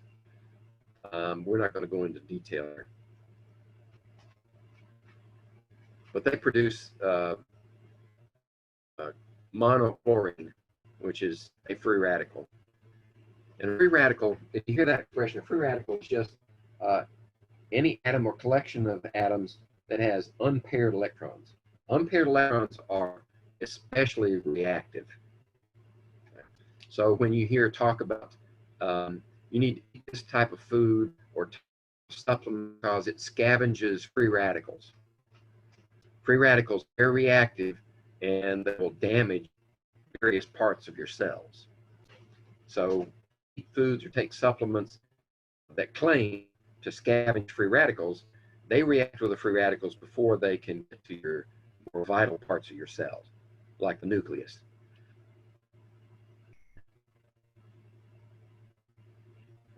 Do I want to keep the annotations? They weren't that good, so I'm going to discard them. Okay, so by Thursday, I'll have a video for the lab prepared and posted on Blackboard. And what else? We'll have a review on Thursday. And the follow-up of the exam on Chapter 12 will be on the following Tuesday. And on that same day, we'll jump into Chapter 15. Okay. Questions, concerns before we call it a day? I only missed it by 3 minutes. Yeah, I have a statement / question. Sorry I was late. It's actually a really funny story. I went to vote and I connected on my phone to the Zoom, and I guess I got the code wrong, so I just joined some random person's Zoom. And I was Oh, like, no. well, yeah, so I'm like, well, this isn't going to work. So I just was like, well, I'll wait till I get home. So that's why I was late. I'm really sorry about that. Okay. And so basically what I did for this exam that's due today is I reviewed all your the classes basically that you record, and it is due by like tonight, right? Like I can still take it. Oh, yeah. Okay, Yeah. I just wanted to make sure. Yeah. And it's, have you looked at the review documents at all? Yeah. Oh, good, good. That will also help you in answering the questions. Okay. Yeah, I like to be thorough. Like I went back and reviewed everything that you've already went through in the review documents, and so I just wanted to make sure. I didn't want you to see that I hadn't taken it yet and thought like, oh, I just wasn't doing it. So, Well, I am concerned though that you're not on your homework yet. okay. Yeah, I'm starting that today. Okay, excellent. All right. Well, I guess we're done, and let's see. Guess I must still be getting ready for work. Oh, there she is. Okay, you can make it to work, I hope. And we'll Yeah, I live see you. like 5 minutes from work, so Oh, good. I can leave now and still be there before 11:30. All right, very good. See ya. Thank Talk to ya. you. You have a good day. Bye.